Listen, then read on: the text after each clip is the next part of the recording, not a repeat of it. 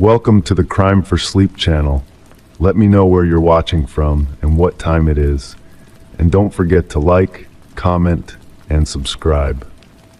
Story 1. The evening shadows stretched long across the gravel driveway as Martin and Claire Harmon carried the last of their belongings into the Victorian home on Maple Street. The house, with its weathered brick exterior and ornate trim, stood proud against the darkening sky, seeming to watch their every move with its large bay windows. 3 stories of architectural splendor from an era long past, now theirs for a price that had seemed too reasonable for such a historic property. The floorboards creaked beneath their feet, a gentle protest from the aged wood that had supported generations before them. Claire had already begun unpacking boxes in the kitchen, the sound of ceramic dishes being carefully placed on wooden shelves echoing through the high-ceilinged rooms. Martin stood in the center of what would be their living room, surrounded by stacked moving boxes and draped furniture, taking in the intricate crown molding and the ornate fireplace that dominated the far wall. The realtor had mentioned the house was built in 1897 by a prominent local judge, though she'd been unusually vague about the subsequent owners. "Can you feel it?" Claire called from the kitchen, her voice carrying through the empty spaces with a slight reverberation. "It's like the house is breathing with us." Martin smiled, running his fingers along the mahogany banister of the staircase. "It's got character, that's for sure." He paused, looking up the stairs toward the shadowy second floor. "Hello," he called out playfully, his voice bouncing off the walls. "Anyone home besides us?" The words hung in the air for a moment, the house seemingly absorbing them into its walls. Then, unmistakably from somewhere above them, a whispered response drifted down the stairwell. "Come in." Claire appeared in the doorway, a dinner plate still in her hand. "Did you say something?" Martin stood frozen, his hand still on the banister. "I thought I heard." He shook his head. "It's nothing, just the house settling." Detective Elaine Foster flipped through the case file 3 weeks later, the thin pages making a soft, rhythmic sound against her fingertips. The overhead light in the precinct buzzed faintly, casting harsh shadows across the document spread before her. Outside, rain tapped against the windows with gentle persistence, creating a soothing backdrop to her late-night review. The Harmon case had landed on her desk that morning, passed along by a patrol officer who'd responded to a neighbor's call about unusual activity at the house on Maple Street. The report was thin on details. The Harmons hadn't been seen for several days, mail was piling up, and lights remained on at all hours. Nothing conclusive, but enough to warrant a wellness check that had yielded troubling results. "No signs of forced entry," Detective Foster murmured to herself, noting the officer's report. "No evidence of struggle, just emptiness." The house had been found immaculately clean, beds made, dishes put away. The Harmons' vehicles remained in the garage, their cell phones charging on bedside tables. Their wallets, keys, and identification were all present. It was as if they had simply vanished in the middle of their daily routine, leaving no trace of where they had gone or why. Foster picked up a small evidence bag containing a journal found on Claire Harmon's desk. The last entry had been made 3 days before their disappearance. "It spoke again last night. Martin doesn't believe me, says it's just the old pipes or the wind, but I know what I heard. It's getting louder now, more distinct. It knows our names." Detective Foster placed the journal back on her desk, a cool sensation crawling up her spine despite the warmth of the precinct. She reached for her coffee, finding it had gone cold during her review. The clock on the wall showed just past midnight, the hands moving with silent precision in the quiet room. The next morning, Foster parked her sedan in front of the Harmon residence. In daylight, the house appeared welcoming, almost charming, with its freshly painted shutters and well-maintained garden. Birds sang from the branches of an ancient oak that towered over the side yard. Nothing about the exterior suggested the mystery that lay within. As she approached the front door, keys in hand, the neighbor who had made the initial call stepped out from the adjacent property. Eleanor Winters, a woman in her 70s with silver hair pulled into a neat bun, made her way carefully across the lawn toward Detective Foster. "Finding anything?" Mrs. Winters asked, her voice carrying the slight raspiness of age. Foster shook her head. "Not yet. I understand you were the one who reported the Harmons missing." Mrs. Winters nodded, her eyes drifting up to the third-floor windows of the house. They seemed like such a nice couple, so excited to move in. She paused, her lips pressing into a thin line. "I tried to warn them, you know." "Warn them about what, Mrs. Winters?" "This house has a history, Detective. People don't tend to stay long." She gestured toward the structure with a slightly trembling hand. "The Millers before them only lasted 6 months. The Pattersons before that just under a year. All of them left suddenly. No goodbyes, no forwarding addresses." Foster studied the older woman's face, looking for signs of exaggeration or imagination. She found only genuine concern. "Did any of the previous owners mention unusual experiences in the house?" Mrs. Winters' gaze dropped to the ground. They didn't have to, you could see it in their faces. The way they'd check over their shoulders when they were in the yard, how the lights would stay on all night. She looked back up at Foster, and there were the whispers. Whispers. Like someone was always having a conversation just out of earshot. I'd see them, the Harmons, the Millers, all of them standing still sometimes, heads tilted like they were listening to someone, but there was never anyone else there. Detective Foster thanked Mrs. Winters for her insights and continued into the house, the key turning smoothly in the lock.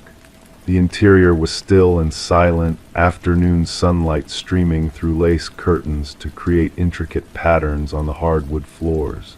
She moved methodically through each room, noting details that hadn't been captured in the initial report.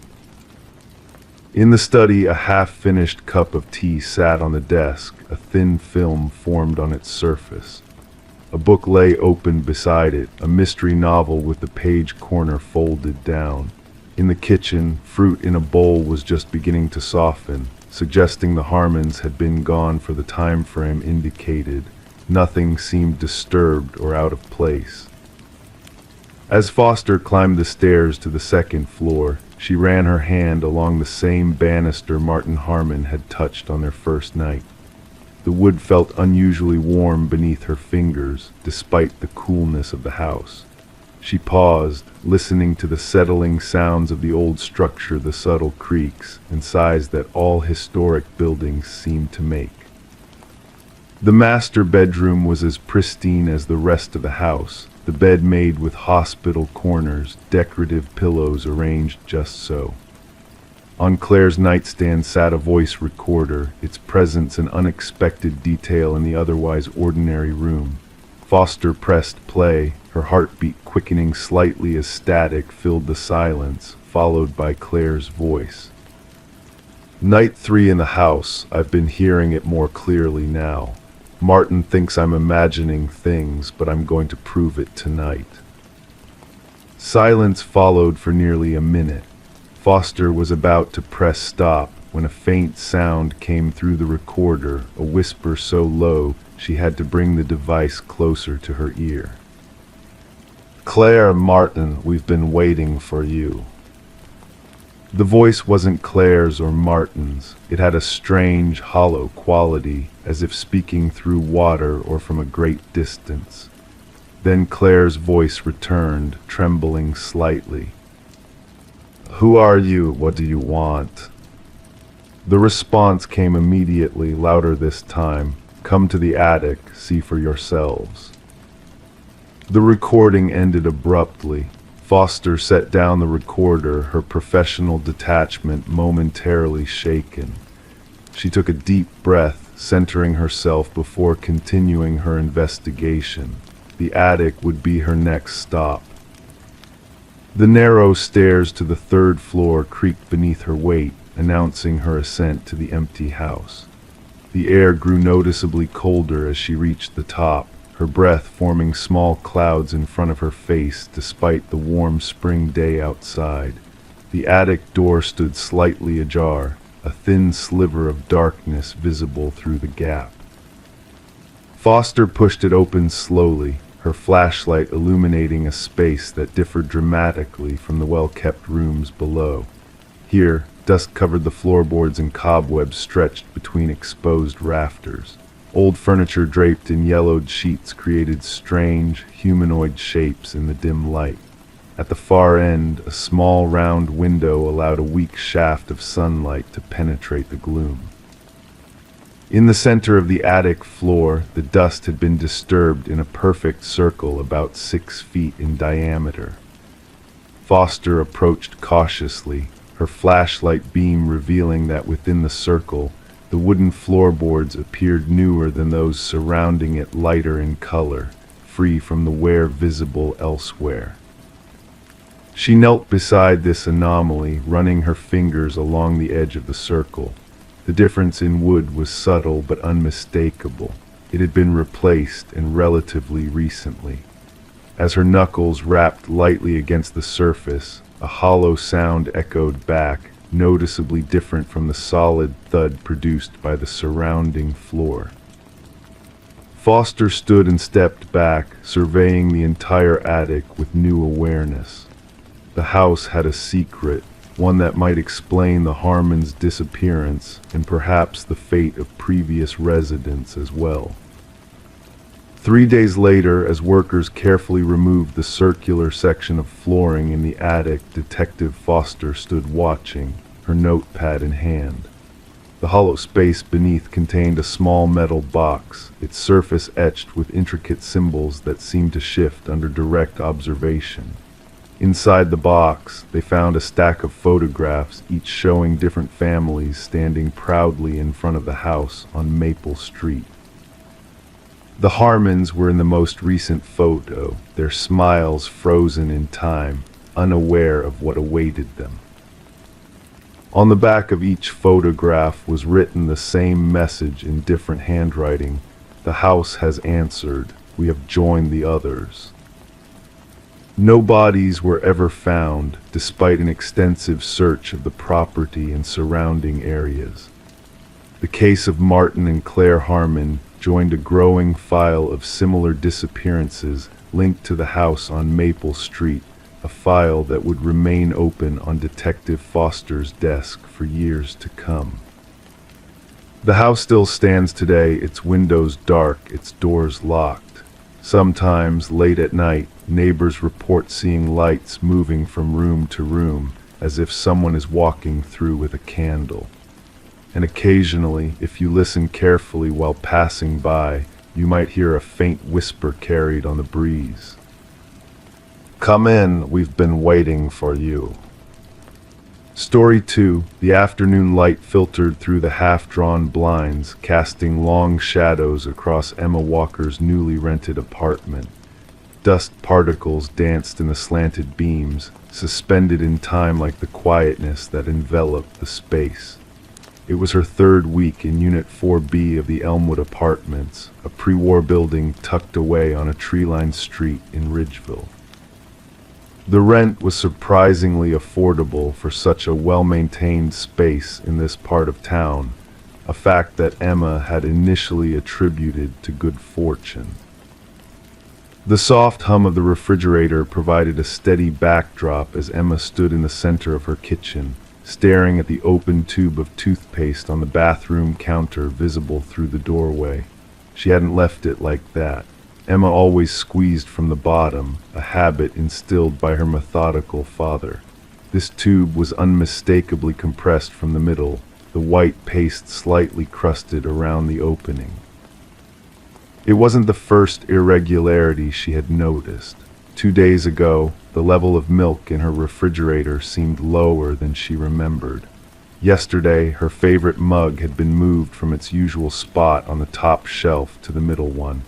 Small discrepancies that could be explained away by fatigue or forgetfulness, at least that's what Emma had been telling herself. The hardwood floor creaked beneath her feet as she moved toward the bathroom, the sound amplified in the stillness of the apartment.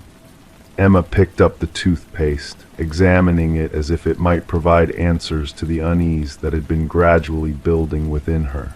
The tube felt cool against her fingers, its weight slightly less than it should have been for a recently purchased item. Her cell phone's ring shattered the silence, causing her to flinch. The caller ID displayed Elmwood Management. Emma answered, her voice steadier than she felt. "Ms. Walker, this is Harold Bentley, the property manager. Just checking in to see how you're settling into the apartment." Emma's fingers tightened around the phone. "It's nice, but I've been noticing some strange things, like my things being moved, food disappearing." There was a pause on the line, a beat too long to be comfortable. "Mr. Bentley." Ms. Walker, his voice had dropped to a near whisper. "No one else has lived there since the last tenant went missing." The words hung in the air, stealing the warmth from the sunlit room. Emma's gaze drifted to the ceiling vent above the shower, where she noticed, for the first time, that one of the screws was missing. Detective Liam Carver sat at his desk, the glow of his computer screen illuminating his tired face in the dimly lit precinct. It was past midnight, but sleep remained elusive as it had for the 6 months since Melissa Chen's disappearance. The case file lay open before him, the pages dog-eared from countless reviews. Melissa had vanished from apartment 4B at the Elmwood without a trace, no forced entry, no signs of struggle, no withdrawal from her bank account. It was as if she had simply stepped out of existence, leaving behind a half-empty cup of tea and a novel splayed open on her nightstand. The soft click of a pen punctuated the silence as Carver made another note in his already crowded notepad. His partner, Detective Sarah Reeves, approached with 2 cups of coffee, setting one down beside him. The ceramic made a dull thud against the wooden desk. "You're still on the Chen case," she observed, not a question but a statement tinged with concern. "Something isn't adding up," Carver replied, his fingers tracing the edge of a photograph showing Melissa's apartment. The landlord rented it out again, to a woman named Emma Walker. "Already, that seems." "Premature," Carver finished, taking a sip of the coffee. It was bitter and burnt, but he welcomed the warmth. "I'm going to talk to her tomorrow." The following morning, a light drizzle veiled the city as Carver parked his sedan outside the Elmwood. The building's brick facade was darkened by the rain, the ornate cornices casting deep shadows beneath them. He made his way to apartment 4B, the weight of the case files in his briefcase matching the heaviness in his chest. Emma Walker opened the door after the second knock, her eyes ringed with the unmistakable shadow of a sleepless night. She invited him in without hesitation, eager, he noted, for a presence other than her own in the apartment. "I've been hearing things," she confided as they sat at her small dining table. "Footsteps when there shouldn't be any, and I keep finding things moved." Carver nodded, his experienced gaze scanning the apartment. It looked different from the photos in Melissa's file, new furniture, different curtains, but the layout remained unchanged. The ceiling vent above the shower caught his attention. It was now firmly secured with all screws in place. "Did the property manager mention anything about the previous tenant when you signed the lease?" he asked, returning his attention to Emma. She shook her head. "Not until yesterday. He said she went missing.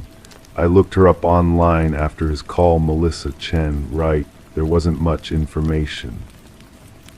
"We've been investigating her disappearance for 6 months, Carver acknowledged, withdrawing a photograph from his briefcase. It showed Melissa, a young woman with shoulder-length black hair and a tentative smile, standing in this very apartment. "Did you notice anything unusual when you first moved in? Any repairs being done? Any areas that seemed recently disturbed?" Emma's brow furrowed as she considered the question. The bathroom ceiling had been repainted. "I remember because there were paint specks on the shower curtain rod." Her voice lowered. "And there's something else. The first night I stayed here, I dreamt someone was watching me sleep. When I woke up, my bedroom door was open, though I'm certain I closed it before going to bed." Carver made a note, the scratch of his pen against paper loud in the quiet apartment. "I'd like to take another look at the apartment, if you don't mind." With Emma's permission, Carver began a methodical examination of the space. The kitchen cabinets revealed nothing unusual. The living room, with its second-hand furniture and sparse decorations, offered no insights. It was in the bathroom, standing on the edge of the tub to examine the recently painted ceiling vent, that he noticed a slight discoloration on one edge of the vent cover. "Do you have a screwdriver?" he asked Emma, who had been silently observing from the doorway. She returned with a small toolkit, watching as Carver carefully removed the vent cover. His flashlight beam revealed the metal ductwork beyond and something else, a faint glimmer that didn't belong. Using a pair of tweezers from his pocket, Carver extracted a small silver earring from where it had been lodged in the duct. He recognized it immediately as matching the pair Melissa Chen had been wearing in the last security camera footage before her disappearance. The building plans showed these vents connect to a maintenance shaft that runs between apartments, Carver said quietly, holding the earring up to the light. "I need to speak with your landlord immediately." Harold Bentley's office was located in the basement of the building, a cluttered space filled with filing cabinets and maintenance equipment. The property manager's usual affable demeanor had been replaced with nervous tension as Carver confronted him with the earring. "I don't know anything about that," Bentley insisted, his fingers drumming an erratic pattern on his desk. "The previous tenant, Ms. Chen, she just stopped paying rent. We waited the legal period, then cleared out the apartment." "And the maintenance shaft behind the bathroom vent," Carver pressed. "Who has access to that?" Bentley's eyes flickered briefly to a ring of keys hanging on a hook by the door. "Just maintenance staff, and myself, of course." "And where does that shaft lead?" The property manager's hesitation was brief but noticeable. "It connects several apartments for ventilation. There's also access to a small storage area above the 5th floor." Within an hour, Carver had obtained a search warrant. With a team of officers, he accessed the storage space. Bentley had mentioned a low-ceilinged attic that stretched across much of the building's top level. The beam of his flashlight cut through years of accumulated dust, eventually settling on an area toward the back where the dust had been disturbed. What they found there explained the disappearance of Melissa Chen and the disturbances Emma Walker had experienced. A crude living space had been established in the attic, a mattress, some bottled water, packages of food, and a collection of small items. A hairbrush with long dark strands, a woman's watch, a dog-eared photograph. Most disturbing was a notebook filled with meticulous observations of apartment 4B and its occupants, dating back more than a year. The most recent entry had been made just yesterday. New girl notices too much, had to replace vent screws, getting harder to come down at night. The investigation revealed that Jason Merrick, hired as a maintenance worker 6 months before Melissa's disappearance, had been living undetected in the building's hidden spaces. He had created a network of access points through the ventilation system, allowing him to enter apartments unnoticed. Melissa Chen had not simply disappeared, she had been abducted after discovering his intrusions. Her body later found buried in a remote wooded area based on information in Merrick's notebook. For Detective Carver, the case brought resolution but little comfort. As he watched the forensic team process the attic space, he couldn't help but think of all the nights Melissa's neighbor had slept soundly, unaware of the predator moving through the walls, and of how close Emma Walker had come to sharing Melissa's fate. The Elmwood apartment stood quiet once more, its secrets exposed to the fading afternoon light. Behind the respectable facade, between the walls that had witnessed decades of lives unfolding, the empty passages now echoed with the footsteps of investigators rather than those of an intruder. For the current residents, the comfort of home had been irreparably altered by the knowledge that, for months, none of them had ever truly been alone. Story 3, the light in the corner cafe filtered through antique glass windows, casting honey-colored patterns across worn wooden tables. Outside, autumn leaves tumbled across the sidewalk, occasionally catching in small whirlwinds before settling again. Inside, the gentle hum of conversation blended with the rhythmic hiss of the espresso machine, a soundtrack of ordinary life unfolding on an ordinary Tuesday afternoon in Millfield. Emma Matthews wrapped her hands around her ceramic mug, letting the warmth seep into her fingers. The coffee shop had become her sanctuary over the past year, a place where she could work on her novel without the distractions of her apartment. Today, however, she found her attention drawn to the man who had just settled at the table beside her, tall, with salt and pepper hair and glasses that seemed too large for his narrow face. He smiled when he caught her glance, a gentle, almost familiar smile. "You're a writer," he said, not a question but a statement of fact. His voice carried a slight accent she couldn't place. "I've seen you here before, always typing." Emma nodded, surprised but not alarmed. She was a regular, after all. "Working on a novel," she replied, her voice soft against the background noise of clinking cups and subdued conversations. "About the little girl who collected blue stones by the creek, the one who built fairy houses under the willow tree." His smile remained gentle, his tone conversational. Emma felt the warmth drain from her fingers, despite the hot mug still cradled in her hands. Those weren't details from her novel. Those were memories from her childhood, private memories that lived in faded photographs stored in boxes in her parents' attic 2 states away. Memories she had never written about, never shared with friends in this town where she had lived for barely 14 months. "I'm sorry," she managed, her voice steadier than she expected. "Do I know you?" The man tilted his head slightly, studying her with eyes that now seemed too intense, too knowing. "Not exactly," he answered, "but I know you, Emma, the way you built those little stone stacks by Miller's Creek when you were 7, the way you cried when your brother knocked them down." A cold sensation spread slowly across Emma's shoulders, down her spine. The calf noises receded, as if someone had gradually turned down the volume on reality itself. She hadn't thought about Miller's Creek in years, decades, perhaps. She hadn't been back to her hometown of Selwood since her parents moved to Arizona after her college graduation.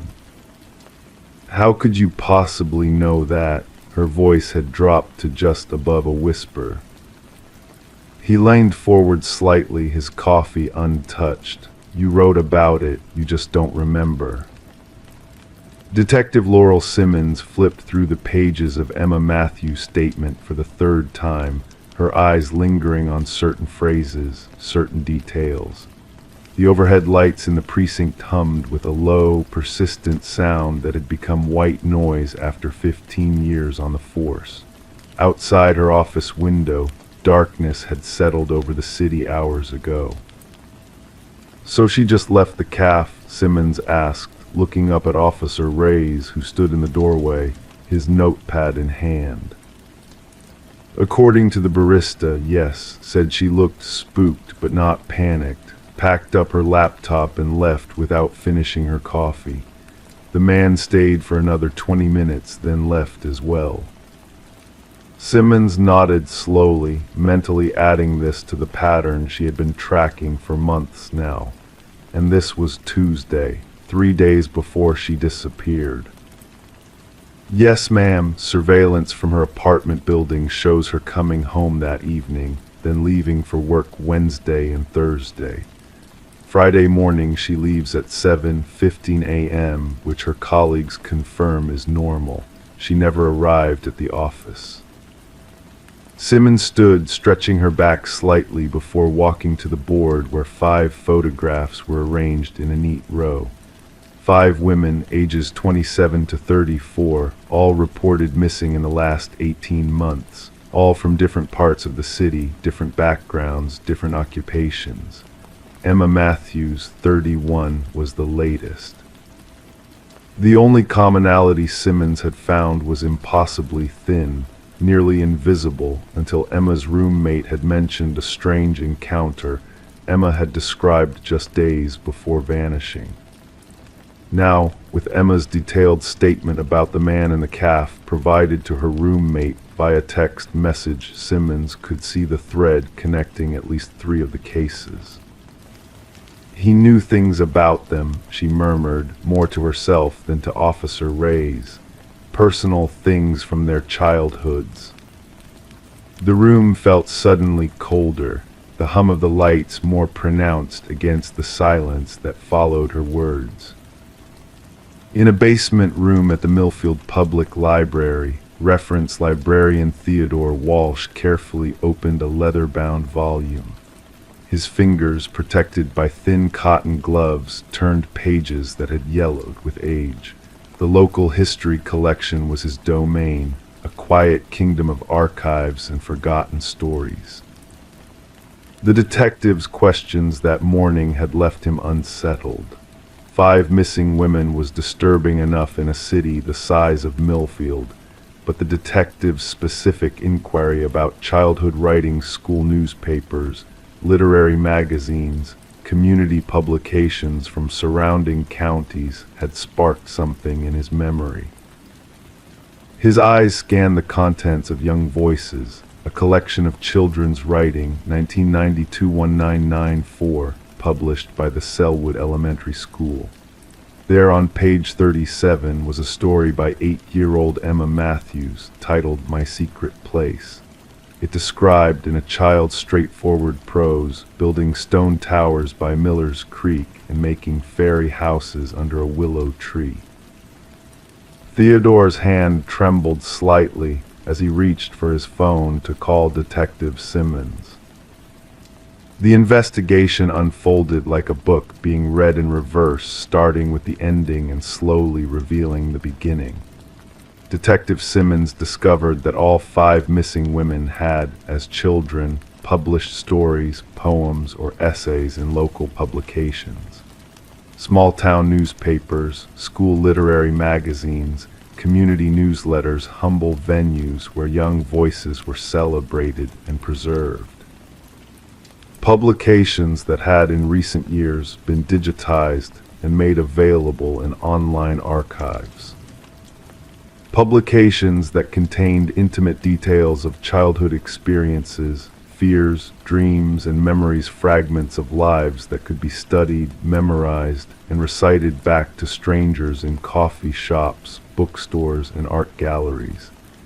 Details that would seem impossible for a stranger to know, Unless they were supernatural or stalkers of an impossible thoroughness, Simmons explained to her lieutenant, her voice low in the precinct's quiet evening atmosphere.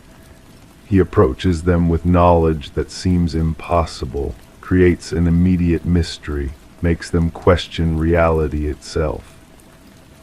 3 weeks after Emma Matthews vanished, a storage unit rented under a false name was discovered in a facility on the outskirts of Millfield.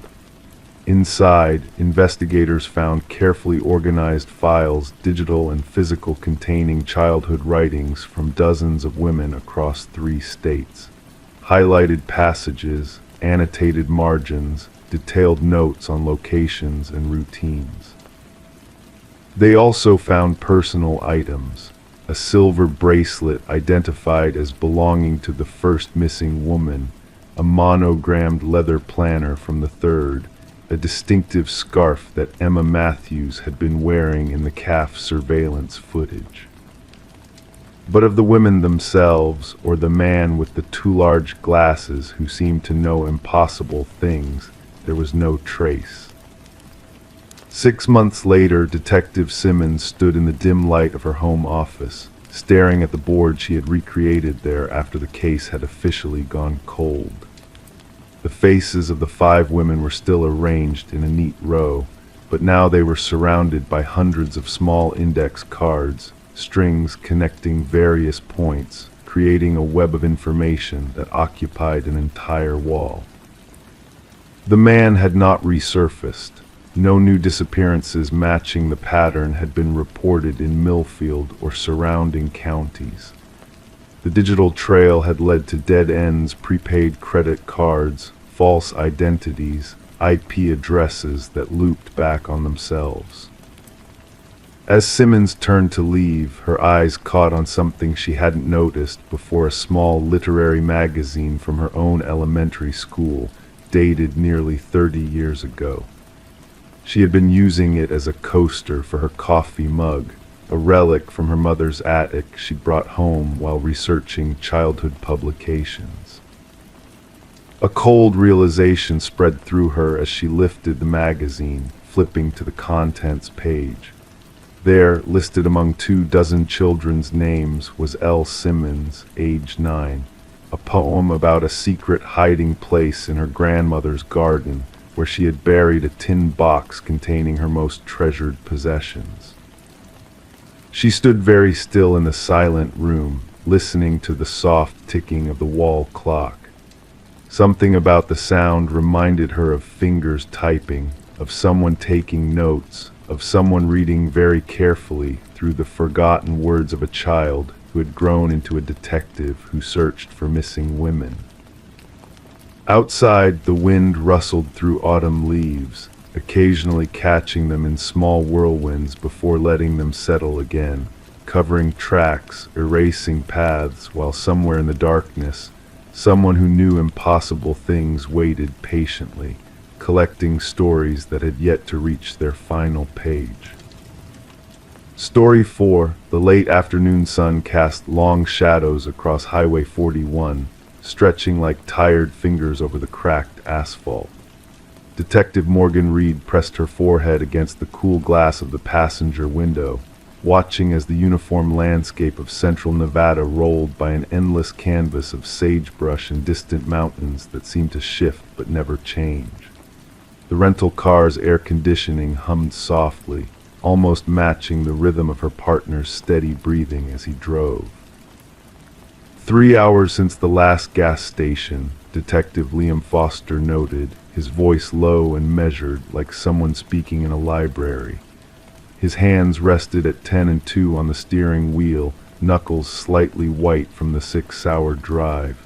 GPS says we're still 40 miles from the next town. Morgan didn't respond immediately. Her mind was occupied with the case files spread across her lap, photographs and interview transcripts that told the story of Sarah and Michael Dawson, a couple from Seattle whose road trip had ended in perplexing circumstances 5 months ago. They had vanished for 72 hours before reappearing on this very highway, disoriented and with conflicting memories. The Bureau had written it off as desert-induced confusion or perhaps recreational drugs, but something in their separate testimonies had caught Morgan's attention, a consistency in their inconsistencies that felt intentional rather than confused. They both mentioned a town, Morgan said finally, her finger resting on a highlighted section of Michael Dawson's statement. A town that shouldn't exist, perfectly normal on the surface, but somehow wrong. Foster adjusted the air vent. People see mirages in the desert all the time.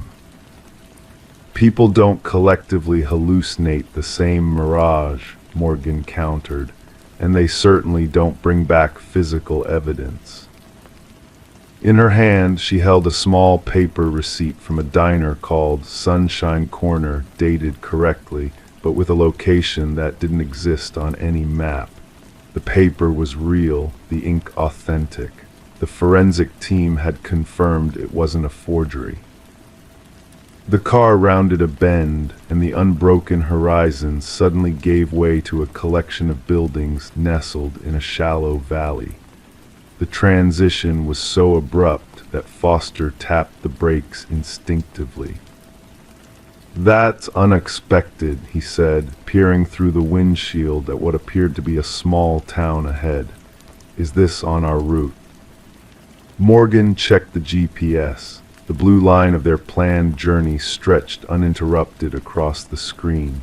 No town was indicated for another 40 miles. She felt a subtle tightening in her chest, not quite fear, but the familiar alertness that came when patterns began to align. "Let's check it out," she said, closing the file on her lap. "We need gas anyway." Foster nodded and eased the car forward. A weathered welcome sign appeared on their right. "Welcome to Millbrook, where friends are always expected." The paint was sun-faded but not old, as if it had weathered years of sunlight in mere months. Millbrook was the definition of quaint, a main street lined with shops, a town square with a gazebo, and neighborhoods of modest homes radiating outward. People strolled along the sidewalks, nodding pleasantly as the detective's car passed. Everything appeared perfectly normal, and yet Morgan felt the hairs on the back of her neck stand up. "Foster," she said quietly, "this town isn't on any map." They parked in front of a gas station with a hand-painted sign. As Foster filled the tank, Morgan stepped into the adjoining convenience store. A bell above the door announced her entrance with a cheerful ding. The woman behind the counter looked up and smiled warmly. "Well, hello there," she said, her voice honey-sweet but with an undertone that Morgan couldn't quite place. "You must be passing through. We don't get many visitors these days." "Just needed some gas," Morgan replied, careful to keep her tone casual. "Lovely town you have here." "Oh, we like it," the woman her name tag read Betty replied. "Small, but it has everything you need. Say, you wouldn't happen to be headed to Carson City, would you?" Morgan hadn't mentioned their destination to anyone in town. "We might be," she said. "Why do you ask?" "No reason," Betty said, her smile unwavering. "Just making conversation. Will you be staying for dinner? The Sunshine Corner makes a pot roast on Thursdays that's simply to die for." The Sunshine Corner, the same diner named on the Dawsons' receipt. Morgan felt her pulse quicken slightly. "We might," she said. "Thanks for the recommendation." Outside, Foster was waiting by the car, his expression troubled.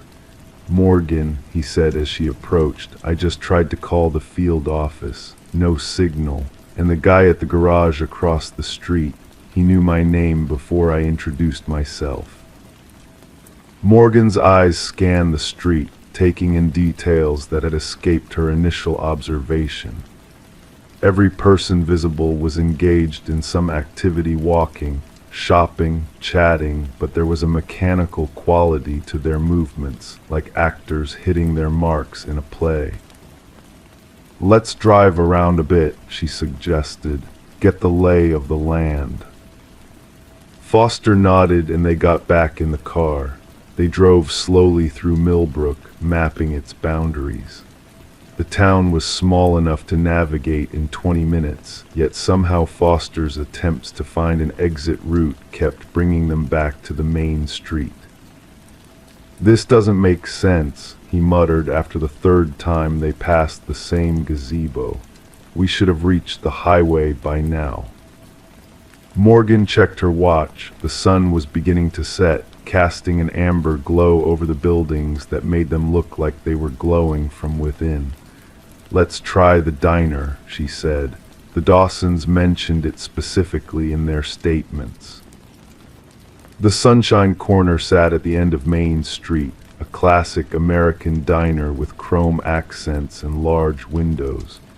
As they entered, conversation didn't pause another deviation from the normal pattern when strangers enter a small-town establishment. Instead, several patrons nodded as if they'd been expecting them. A waitress led them to a booth by the window without asking if they preferred a table. On the way, Morgan noted that every table was occupied, yet the sound level in the restaurant was unnaturally low, conversations just a touch too quiet to overhear. "Today's special is pot roast," the waitress said, placing two menus before them. "Can I get you started with some coffee?" "Yes, please," Morgan replied, studying the woman's face. She was middle-aged, with smile lines around her eyes that seemed genuine. Morgan's gaze dropped to the waitress's name tag, Alice. After Alice walked away, Foster leaned forward. "This place matches the Dawsons' description exactly," he whispered, "right down to the red leather booths and the vintage jukebox." Morgan nodded, her eyes scanning the diner. Nothing seemed overtly threatening, yet every instinct told her something was fundamentally wrong with Millbrook. The coffee arrived too quickly, as if it had been prepared in anticipation of their order. Alice set down the cups with practiced precision. "Enjoy," she said. "The pot roast will be out shortly." "We haven't ordered yet," Foster pointed out. Alice's smile didn't waver. "Trust me, honey, you'll want the pot roast." As she walked away, Morgan lifted her coffee cup, studying the rich, dark liquid before taking a careful sip. It was exactly how she preferred it, strong, with a hint of cinnamon. She had never mentioned this preference to anyone in Millbrook. "Foster," she said quietly, "I think we need to leave. Now." They stood to go, but found their path blocked by a tall man in a sheriff's uniform. He had appeared seemingly from nowhere, his badge catching the light as he approached their table. "Leaving so soon, Detectives Reed and Foster?" he asked, his voice pleasant but firm. "That would be a shame. We've gone to such trouble to prepare for your arrival." Morgan felt a chill run through her. "How do you know our names?" The sheriff, his badge read Sheriff Thomas, smiled, but the expression didn't reach his eyes. "The same way we knew about the Dawsons and the couple before them and the travelers before that. Millbrook has a way of knowing who needs to visit." Foster's hand drifted toward his concealed weapon. "What is this place?" "Just a town," Sheriff Thomas said, gesturing for them to sit back down.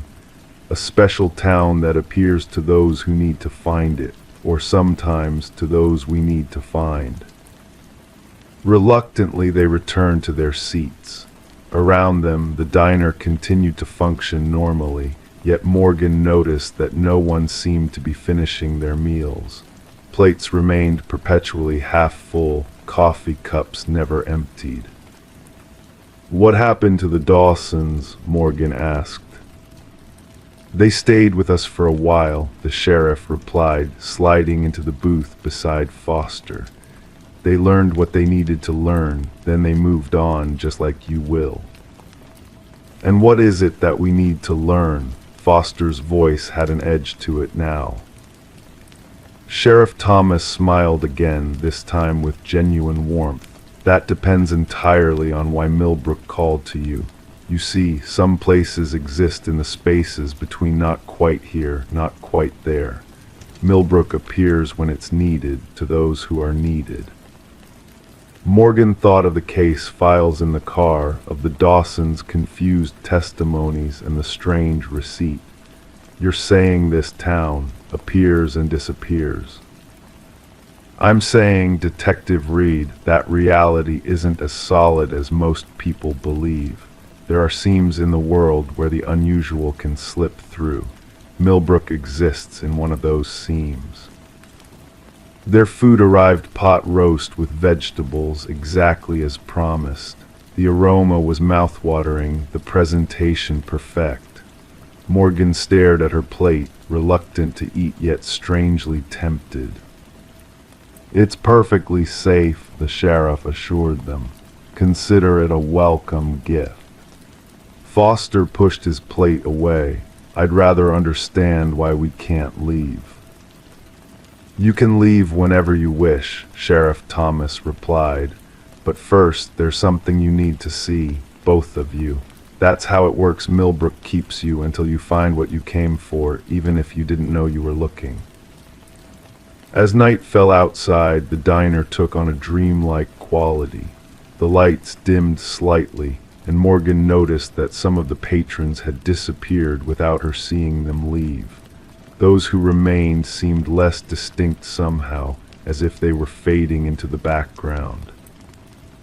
Come, the sheriff said, standing, I'll show you. Against her better judgment, Morgan followed him outside, Foster close behind. The streets of Millbrook were now lit by old-fashioned lampposts that cast pools of warm light on the sidewalks. The sheriff led them to the town square, where the gazebo stood illuminated by strings of delicate lights. Inside the gazebo was a large book on a pedestal, its pages open to reveal handwritten entries. The sheriff gestured for them to look. Every visitor to Millbrook has left their mark here, he explained. Their stories, their discoveries, their warnings. Morgan leaned closer, recognizing Sarah Dawson's handwriting on one page. The entry was detailed and coherent, nothing like the confused testimony she had given to the police after her disappearance. Millbrook showed us what we were becoming, Sarah had written, how close we were to losing ourselves in our ambition. Michael and I came here as strangers to each other, despite 10 years of marriage. We're leaving as partners again. Thank you for the reminder of what matters. Foster was reading another entry, his brow furrowed. These are all therapeutic experiences, people finding answers to personal problems. Usually, the sheriff nodded. Sometimes Millbrook helps people remember what they've forgotten about themselves. Sometimes it helps them see truths they've been avoiding. And sometimes what? Morgan prompted. The sheriff's expression grew serious. Sometimes Millbrook needs help in return. Detectives who can solve a mystery, perhaps, or individuals with specific skills that are required. Morgan felt a creeping unease. Required for what? To keep Millbrook existing, he said simply. To maintain the balance between what is and what could be. This town sits at a crossroads of possibilities, Detective Reed. It requires caretakers. Foster stepped back from the book. And you think we're meant to be caretakers. That's why we can't leave. I think, the sheriff said carefully, that you came looking for answers about the Dawsons. but Millbrook called to you for reasons of its own, and until those reasons are fulfilled, every road will lead you back here." As if to emphasize his point, a soft mist began to roll through the streets, blurring the edges of buildings and obscuring the distant houses. The town was disappearing into the fog piece by piece. "What's happening?" Morgan asked, watching as the storefronts began to fade. "Millbrook exists in moments," Sheriff Thomas explained, his own outline becoming slightly less defined. "It appears when needed and fades when its purpose is complete. But lately, those moments have been growing shorter. The town is struggling to maintain its connection to your reality. And you need us to help stabilize it," Foster concluded. "How exactly would we do that?" The sheriff placed a hand on the book. "By understanding, by believing, by acknowledging that there are aspects of reality beyond what your FBI training has taught you. Millbrook needs witnesses who can carry its truth back to the wider world." Morgan looked around at the fading town, at the buildings and people who seemed both perfectly real and impossibly transient. Part of her, the rational, bureau-trained investigator, insisted this was all an elaborate hoax or perhaps a shared hallucination. But another part, a deeper intuition, recognized something profound and genuine in the sheriff's words. "If we help you," she said slowly, "if we become these witnesses, what happens to us?" "You return to your world," the sheriff promised, "with memories intact, unlike the Dawsons who chose to forget most of their time here. You'll carry Millbrook with you, keeping it alive in your understanding. And perhaps when the time is right, you'll guide others who need to find us." Foster exchanged a look with Morgan, a silent communication born of years working together. They had pursued this case because it defied rational explanation. Now they were being offered answers that transcended rationality itself. "What do we need to do?" Morgan asked finally. The sheriff smiled, relief evident in his expression. "First, you need to truly see Millbrook not as a mystery to solve, but as a reality to accept. Then you need to record your experience in the book, creating a tether between your world and ours." As they stood in the increasingly misty town square, Morgan felt the boundaries of her understanding stretch and shift. Millbrook wasn't simply a town that appeared and disappeared. It was a manifestation of something larger, a reminder that reality contained more wonder and mystery than most people ever glimpsed. She stepped forward and took the pen that the sheriff offered, its weight surprisingly solid in her hand. Foster followed, his skepticism visibly warring with his direct experience of this impossible place. Together they began to write their story in the book, not just the facts of their investigation, but their perceptions and feelings, their doubts and gradual acceptance. As they wrote, the mist seemed to retreat slightly, the buildings around them becoming more substantial once again. "It's working," the sheriff murmured. "You're anchoring us." When they finished writing, the sheriff closed the book gently. "Thank you," he said. "Millbrook will remember your contribution." "How do we leave?" Foster asked, looking around at the town that now seemed fully present again, solid and real under the night sky. "The same way you came," the sheriff replied. "But this time the road will take you where you expect to go." As they walked back to their car, Morgan noticed subtle changes in Millbrook. The townspeople nodded to them with genuine recognition now, not the artificial welcome of their arrival. The buildings had taken on a weathered quality that spoke of real history, not manufactured quaintness. Foster started the engine and they drove slowly down Main Street toward the town limits. Neither spoke as the buildings grew sparser, eventually giving way to the open desert. Morgan watched in the side mirror as the lights of Millbrook receded, until finally they turned a bend and the town vanished from view. Ahead, Highway 41 stretched into the darkness, a pale ribbon under the star-filled sky. The GPS blinked back to life, showing their position exactly where they should be on their journey to Carson City. "Did that really happen?" Foster asked quietly, his eyes fixed on the road ahead. Morgan touched the notebook in her pocket where she had copied their entry from the town's book. The pages felt warm under her fingers, a tangible reminder of an impossible experience. "Yes," she said, "and somewhere Millbrook is still there, waiting for the next travelers who need to find it or who it needs to find." As they drove through the night, Morgan wondered how many other places existed in the seams of reality, hidden from casual observation, but profoundly real nonetheless. And she wondered who else might have visited them, returning changed in ways that could never be explained to those who hadn't seen for themselves. Behind them, for just a moment, the horizon flickered with distant lights. Then the darkness returned, complete and unbroken, as if the town that wasn't there yesterday had never existed at all. Story 5. The autumn air hung still over Millfield Lane, carrying with it the faint scent of burning leaves and the promise of winter. Amber light from a setting sun cast long shadows across the porch of number 47, a Victorian house with cream-colored siding and forest green shutters.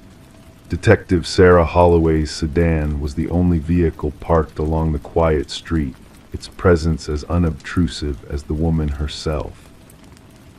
Inside, the house remained exactly as it had been found 3 days prior, boxes half unpacked, a coffee mug on the kitchen counter, lipstick still marking its rim, the quiet stillness of a life interrupted. Sarah moved through the space with practiced precision, her footsteps barely audible against the hardwood floors. The case file labeled Morgan, ELISC, rested in her hands, its weight familiar after days of review.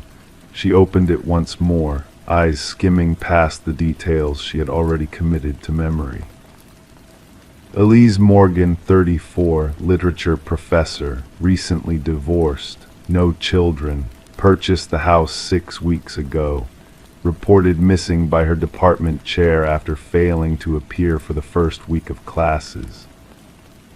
And then there was the letter. Sarah withdrew the evidence bag containing it. The paper was cream-colored, expensive, with a texture that spoke of tradition and formality. The handwriting flowed across the page in deliberate strokes of faded blue ink. She had read it dozens of times already, but something about it continued to pull at her attention. "Welcome home," it read. "I've been waiting for you." No signature, no return address. According to neighbors, it had been found in Elise's mailbox on moving day, before she had even received her first piece of regular mail, before anyone in town should have known she was coming.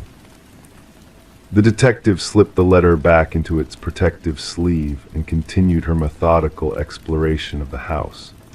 The living room revealed nothing unusual, books still in boxes, a reading lamp positioned near a comfortable armchair, a fireplace that showed signs of recent use despite the mild weather. Sarah noted this detail in her small leather-bound notebook, the scratch of her pen against paper the only sound in the empty house. In the kitchen, she found more half-finished tasks. Grocery bags still contained some items. A bottle of wine stood unopened on the counter beside 2 glasses. Sarah carefully opened drawers and cabinets, noting the orderly arrangement of everything inside. Elise Morgan had been methodical, organized, not the type to disappear without warning. Upstairs, the bedroom told a similar story. The bed was made, but a nightgown lay across it as if Elise had been preparing for sleep. On the nightstand sat a stack of books, a glass of water, and a small silver frame containing a photograph of an older couple parents, perhaps, though they hadn't been able to reach any family yet. It was in the study that Sarah found something new, a second letter tucked beneath a paperweight on the antique desk. The same cream-colored paper, the same deliberate handwriting. I see you've settled in nicely. Your books look wonderful on these shelves. I especially like your collection of Gothic literature. We have so much in common. Sarah's breath caught slightly. This letter hadn't been in the initial report. Either it had been missed in the preliminary search, or... She carefully placed the letter in an evidence bag, noting the absence of fingerprints other than what would likely be Elise's own. The implication hung in the air, unspoken but clear. Someone had been watching Elise. Someone had been inside her house. Back at the station, the soft hum of fluorescent lights provided a counterpoint to the gentle tapping of keyboards and murmured conversations. Sarah pinned the two letters to the investigation board, stepping back to study them alongside the timeline they'd constructed.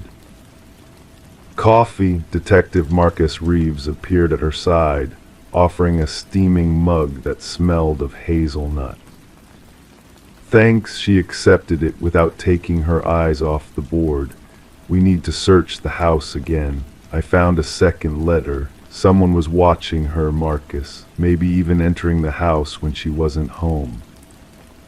Or while she was sleeping, he suggested quietly. Sarah nodded, the disquieting thought settling between them like a physical presence. Any luck with the handwriting analysis? She asked. Nothing conclusive. The expert says it's distinctive, but not in any database. Educated penmanship, possibly someone with formal training from an earlier era, teacher maybe, or someone who went to private school decades ago. Sarah sipped her coffee, letting the warmth spread through her chest. What about the historical society? Elise was researching the house's history for her book. Maybe someone there took an unusual interest. I've got interviews scheduled for tomorrow. 5 members who were particularly helpful to her. The investigation continued to unfold at a measured pace. Days passed into weeks. More letters emerged, one found in Elise's faculty mailbox at the university, another delivered to her favorite coffee shop downtown, each one more personal than the last, each one suggesting a deepening familiarity that Elise had never acknowledged to anyone. Your hair looked lovely in the sunlight yesterday. The red highlights remind me of autumn leaves. I noticed you've been reading Poe before bed. His stories always gave me nightmares. Do you dream of being buried alive too? The blue sweater brings out your eyes. You should wear it more often. I'm watching, always watching. The town of Millfield wasn't accustomed to mysteries.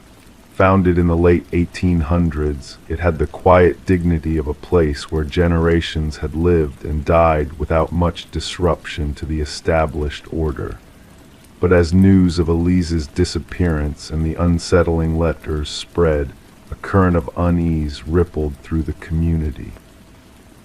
Sarah found herself returning to the house on Millfield Lane repeatedly, drawn by the conviction that the answer lay somewhere within its walls. On her 5th visit, she noticed something about the fireplace, a slight discoloration on one of the bricks. Pressing against it revealed a small compartment hidden in the chimney wall. Inside was a journal, its leather cover worn with age. The pages contained entries dating back to 1920, written by a woman named Clara Blackwood. As Sarah carefully turned the fragile pages, a story emerged of isolation and obsession. Clara had lived in the house alone after her husband's death, apparently developing an unhealthy fixation on subsequent residents. The journal detailed her observations of their daily habits, her gradual insinuation into their lives, and her rage when they inevitably failed to notice her. The final entry was dated June 17, 1937. They never truly see me. They live in my house, breathe my air, but remain blind to my presence. Perhaps in death I will finally be acknowledged. Historical records confirmed that Clara Blackwood had died in the house, by her own hand, on that very date. A chill that had nothing to do with the autumn air settled over Sarah as she connected the scattered pieces. The handwriting on the letters matched the journal perfectly. The paper, when tested, contained fibers consistent with manufacturing processes from the 1930s. But how could a woman dead for nearly 90 years be sending letters to Elise Morgan? The answer came when they finally located the missing professor, alive but disoriented, in a small cabin 20 miles outside of town. Elise's story emerged slowly, between stretches of silence and confused tears. She had become convinced someone was watching her entering her home. Sleep had become impossible. In her exhaustion, she'd begun to see a woman in a white dress moving through the house at night. Eventually, fear drove her to flee.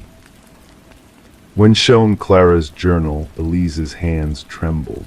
I was researching her for my book on female Gothic writers. She published one novel in 1923, then disappeared from literary history. I wanted to resurrect her work. She looked up at Sarah, eyes wide. I found some of her letters in the university archives and included them in my manuscript. I must have absorbed her handwriting style. The psychological evaluation suggested a rare combination of extreme stress, sleep deprivation, and a previously undiagnosed condition that had led Elise to experience a dissociative state. In this altered consciousness, she had written the letters herself, placing them where she would later find them, creating a mystery that her mind couldn't solve. The case file was officially closed 6 weeks later. The logical explanation satisfied most involved a sad story of mental health crisis rather than a supernatural enigma. Elise Morgan recovered slowly under professional care, eventually returning to teaching, though she sold the house on Millfield Lane without ever going back inside.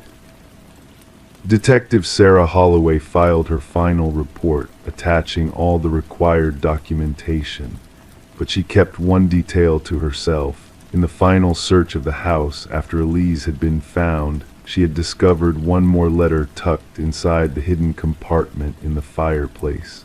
The handwriting was the same, but the ink was fresh. "You found my journal, you found my letters, you found my Elise, but you didn't find me. No one ever does. I'm still waiting. I'm still watching. And someone new will move in soon." Sarah drove past the house occasionally in the months that followed. A sold sign appeared in the spring. A young couple moved in, their faces bright with the excitement of first-time homeowners. She considered stopping, saying something, warning them. But what would she say? That a house could hold more than memories. That paper and ink could bridge the gap between the living and the dead. That some forms of waiting never end. Instead, she drove on, leaving the house on Millfield Lane to its quiet existence and whatever else might dwell within its walls, watching and waiting for another welcome letter to write. Story 6. She had bought the antique mirror at an estate sale, enchanted by its elegant frame. But as she cleaned the glass, she noticed something strange. Faint fingerprints appeared too small to be her own, and worse, they moved every time she looked away. The small town of Millfield had always been known for its antique stores and estate sales. The death of Eleanor Maitland, the elderly widow who lived in the Victorian house on Maple Street, had brought collectors from neighboring counties to her estate sale. Among them was Diane Kepler, a 34-year-old librarian with a passion for vintage furniture. The mirror caught her eye immediately. Oval-shaped with an ornate silver frame, it seemed to capture light differently than the other objects in the dimly lit parlor. As Diane ran her fingers along the intricate patterns of the frame, she felt a subtle vibration, almost imperceptible, like the faintest hum of electricity. She dismissed it as excitement and purchased the mirror for a surprisingly modest sum. Detective James Morgan sat at his desk, the soft yellow light from his lamp casting long shadows across the case files spread before him. The rain tapped gently against the window, creating a soothing rhythm in the otherwise silent police station. It was nearly midnight, but sleep had become a distant acquaintance since Diane Kepler had walked into the station 3 weeks ago. Her story had seemed implausible at first, a mirror with moving fingerprints, a voice whispering a child's name in the middle of the night, the overwhelming scent of lilacs when no flowers were present. Morgan had initially suspected stress, perhaps even early signs of a mental health crisis, but then came the photographs. The ones Diane had taken showed nothing unusual, just an antique mirror reflecting her bedroom. But the pictures found in Alina Maitland's attic told a different story. Black and white photographs from 1957 showed the same mirror hanging in a child's bedroom. A smiling girl of about 8 stood beside it. On the back of the photograph, written in faded blue ink, Lucy with her birthday present. Morgan sipped his coffee, now cold and bitter. The case file on Lucy Maitland had been thin. Reported missing on October 17, 1957. No signs of forced entry, no suspects, no resolution. The case had gone cold before Morgan was even born. The detective ran his fingers over the statements he had collected. Alina Maitland had been Lucy's mother. After her daughter's disappearance, she had removed the mirror from Lucy's room and stored it in the attic, wrapped in a sheet and placed behind trunks of old clothes. She never remarried, never had more children. She lived alone in the house until her death 2 months ago at the age of 93. What had compelled Alina to keep the mirror, and why had she hidden it away? The questions lingered in Morgan's mind as he carefully examined the photographs Diane had taken each day since bringing the mirror home. In the first picture, the mirror reflected only Diane's bedroom. In the second, taken a day later, a barely perceptible smudge appeared in the lower corner of the glass. By the 5th day, the smudge had evolved into what clearly resembled small fingerprints. By the 10th day, Diane claimed the fingerprints would rearrange themselves whenever she looked away. By the 15th day, she said she could hear a child humming. Dr. Emma Reynolds, the forensic psychologist who had examined Diane, found no evidence of hallucinations or paranoia. "She's frightened," Dr. Reynolds had written in her report, "but entirely lucid." Morgan closed the file and leaned back in his chair. The rain continued its gentle rhythm against the window. There was one more person he needed to speak with, someone who might remember the original investigation into Lucy's disappearance. Former Sheriff Walter Green was 91 now, living in a care facility on the outskirts of town. His mind wandered sometimes, but on good days, his memory reached back decades with surprising clarity. When Morgan visited him the next morning, he found the former sheriff sitting by a window watching birds gather at a feeder. "That mirror," Green said softly, after Morgan explained why he had come. "We never could figure out its significance." "What do you mean?" Morgan asked, leaning forward. "The night Lucy disappeared, her fingerprints were found all over that mirror, not just on the frame, but on the glass itself, more fingerprints than made sense, like she had pressed her hands against it hundreds of times in a single evening. Green's eyes drifted back to the window. Alina insisted the mirror had something to do with it. Said Lucy had been talking to it, that she'd heard her daughter whispering to her reflection. We thought grief was making her irrational. Morgan felt a chill despite the warmth of the room and the investigation. We searched for months, the whole town did, but there was never a trace of her. Green turned back to Morgan, his eyes suddenly sharp, except for one thing. Every year on the anniversary of Lucy's disappearance, Alina would find fresh fingerprints on the mirror in the attic, small ones, child-sized. She would call us, and every year we would tell her it was dust, or her imagination, or her own fingerprints she didn't remember leaving. Morgan drove to Diane's apartment with Green's words echoing in his mind.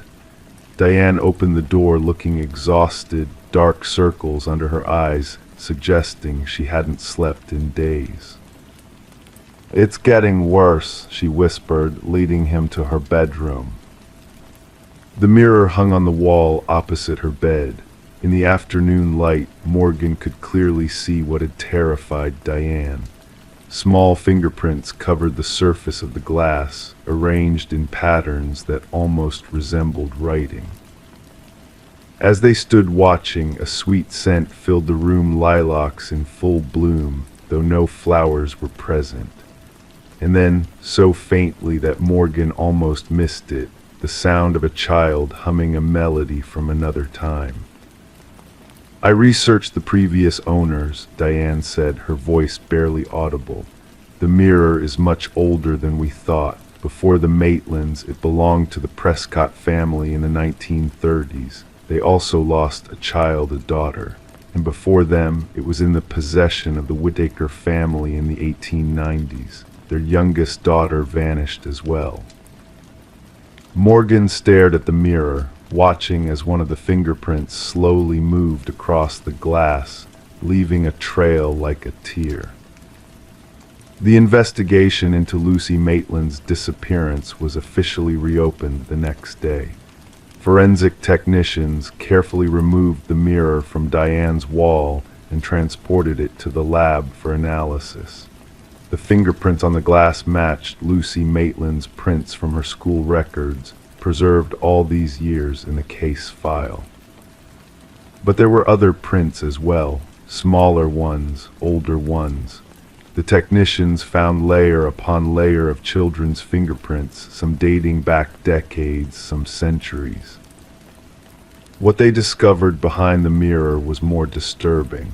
When they removed the ornate silver backing, they found names scratched into the wood beneath. Lucy Maitland, Emily Prescott, Catherine Whittaker, dozens more dating back to when the mirror was first crafted in 1815. The history of the mirror was gradually pieced together through auction records and family histories. It had passed from family to family, always sold after tragedy, always connected to a missing child, always a girl between the ages of 7 and 10, always disappeared without a trace. Detective Morgan sits in his office now, listening to the familiar sound of rain against the window. The mirror has been secured in an evidence locker, its glass surface covered, its frame bound with chains, a precaution that feels both necessary and absurdly insufficient. The case remains open, one of many in a long line of mysteries connected to the mirror. The town has fallen quiet again. Diane Kepler has moved away, seeking a fresh start in a city where antique mirrors do not whisper in the night. Sometimes, late in the evening when the station is empty, Morgan finds himself drawn to the evidence room. He stands before the covered mirror, listening. On some nights, he swears he can detect the faint scent of lilacs and the soft, distant sound of children humming together in perfect harmony. He never uncovers the glass. Some reflections, he has learned, are better left unseen. Story 7, the warm amber light of the hotel lobby cast long shadows across the polished marble floor. A quiet hum of conversation lingered in the air as guests checked in for the night, their voices barely rising above the soft classical music playing through hidden speakers. Among them stood Elaine Harper, a pharmaceutical sales representative from Boston, waiting patiently at the front desk. The grandfather clock in the corner ticked away, marking the minutes past midnight. Room 213, the clerk said, sliding a brass key with a heavy tassel across the counter. The metal was cool against Elaine's palm as she closed her fingers around it. Elevators are to your right, second floor. She nodded her thanks, wheeling her suitcase across the lobby, the sound of its wheels creating a gentle rhythm against the floor. The Westbrook Hotel had stood in downtown Chicago since 1924, maintaining its vintage charm while carefully updating its amenities. As a frequent business traveler, Elaine appreciated its predictable comfort. The elevator ascended with a subtle whirring sound, doors opening to reveal a long hallway carpeted in deep burgundy. Elaine's footsteps were muffled as she made her way down the corridor, key in hand, eyes scanning the brass numbers affixed to each door. 209, 210, 211, 212. As she stopped, something wasn't right. After room 212, the next door displayed 214 in polished numerals that caught the soft light from the wall sconces. Elaine backtracked, thinking perhaps she had missed room 213, but there was no mistake. The room simply wasn't there. Fatigue clouded her judgment momentarily. Perhaps she had misheard the clerk. With a slight frown creasing her brow, she made her way back to the elevator and descended to the lobby. The same clerk was still at the desk, now sorting through a stack of registration cards with methodical precision. "Excuse me," Elaine said, placing the key on the counter. "There seems to be some confusion. You assigned me room 213, but I can't seem to find it. The numbers skip from 212 to 214. The clerk's hands went still. His expression shifted, subtle but unmistakable, as he looked at the key and then at Elaine. "Ma'am, we don't have a room 213 in this hotel." His voice had lowered almost imperceptibly. "And this isn't our key." The statement hung in the air between them. Elaine looked down at the brass key with its worn tassel. It certainly looked like the other hotel keys she had observed guests carrying. "But you just gave this to me 5 minutes ago." She pushed the key closer to him. "For room 213. The clerk shook his head slowly. "I checked you into room 318. Your key card is plastic, like all our current keys." He reached beneath the counter and produced a thin plastic card with the hotel's logo. "We haven't used brass keys in over 15 years. The lobby suddenly felt colder to Elaine, the hushed conversations of other guests fading into the background as she stared at the brass key still lying on the counter. Detective Marcus Reed sipped his coffee, grimacing at the bitterness of the station's perpetually overbrewed blend. The case file lay open on his desk, photographs and statements spread out in a careful arrangement that might reveal connections not immediately apparent. 2 weeks had passed since Elaine Harper had reported the strange incident at the Westbrook Hotel. What had begun as an odd complaint had evolved into something more disturbing when 3 other guests reported similar experiences, each given a key to room 213, a room that didn't exist according to the hotel's floor plans. Each guest had reported receiving the key from the front desk clerk, though security footage never showed any such exchange taking place. Reed's partner, Detective Sophia Chen, set down her own mug as she entered the office, her expression thoughtful. "I spoke with the hotel historian," she said, settling into the chair opposite Reed. The Westbrook did have a room 213 until 1976. Then they renovated that floor and eliminated it during reconstruction. Reed nodded, making a note in the margin of his notepad. Any reason why? That's where it gets interesting, Chen leaned forward. In 1974, a guest in room 213 disappeared. Emily Winters, 34, checked in for a 3-day stay but was never seen leaving. The room was found in perfect order, bed made, no personal belongings left behind. They never found her. The detectives fell silent, the soft whirring of the office's ventilation system filling the quiet between them. So what's the connection to our brass keys? Reed finally asked, turning one of the evidence bags containing a key that had been surrendered by a guest. The lab had confirmed it was genuinely antique, at least 40 years old. I checked the hotel records from that time period, Chen replied. Before electronic key cards, the Westbrook used brass keys exactly like these. And here's where it gets even stranger. After Winters disappeared, several guests reported receiving keys to room 213, even though it had been sealed off during the investigation. The historian had shown Chen photographs from the hotel's archives. The original room 213 had been located exactly where modern guests reported finding nothing but wall space between rooms 212 and 214. Over the next several months, the detectives interviewed dozens of former hotel employees. Most had nothing substantial to offer, but Marion Geller, a housekeeper who had worked at the Westbrook from 1968 to 1982, recalled something unusual.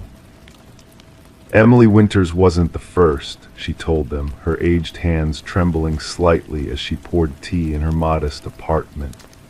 There were others who stayed in that room and reported strange things, voices when no one was there, personal items moving overnight.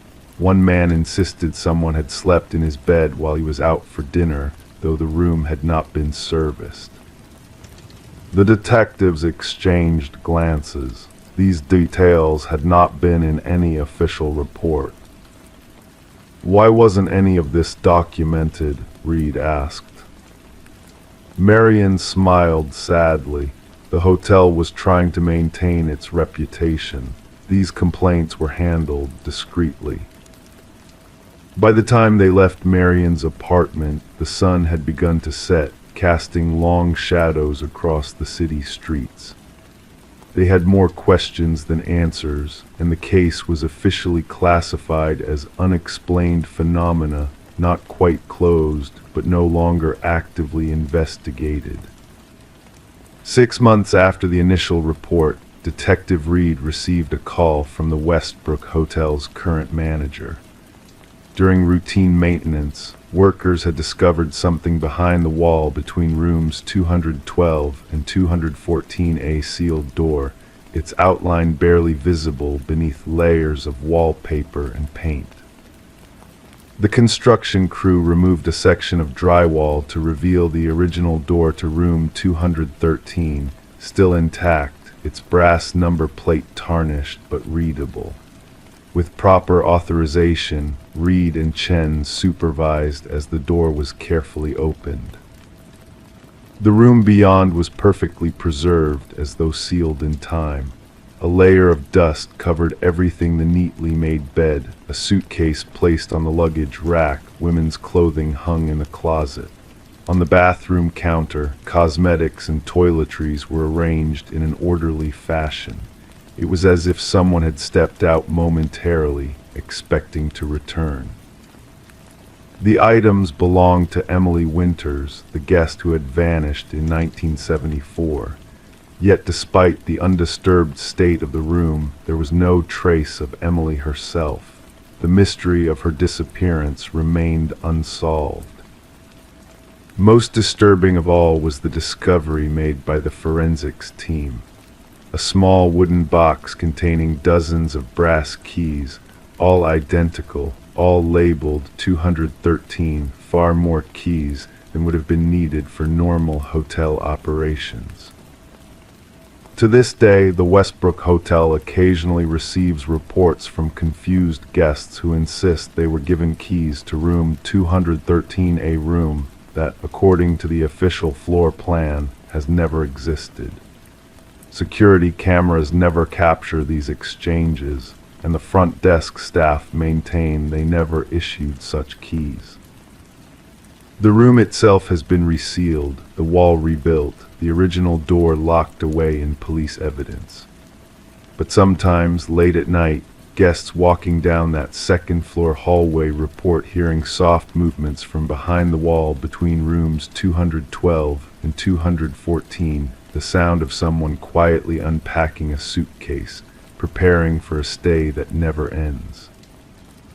The brass keys continue to appear, passed from unseen hands to unsuspecting guests, inviting them to a room that waits in a space between what is and what was a doorway to somewhere else that only certain people are chosen to find.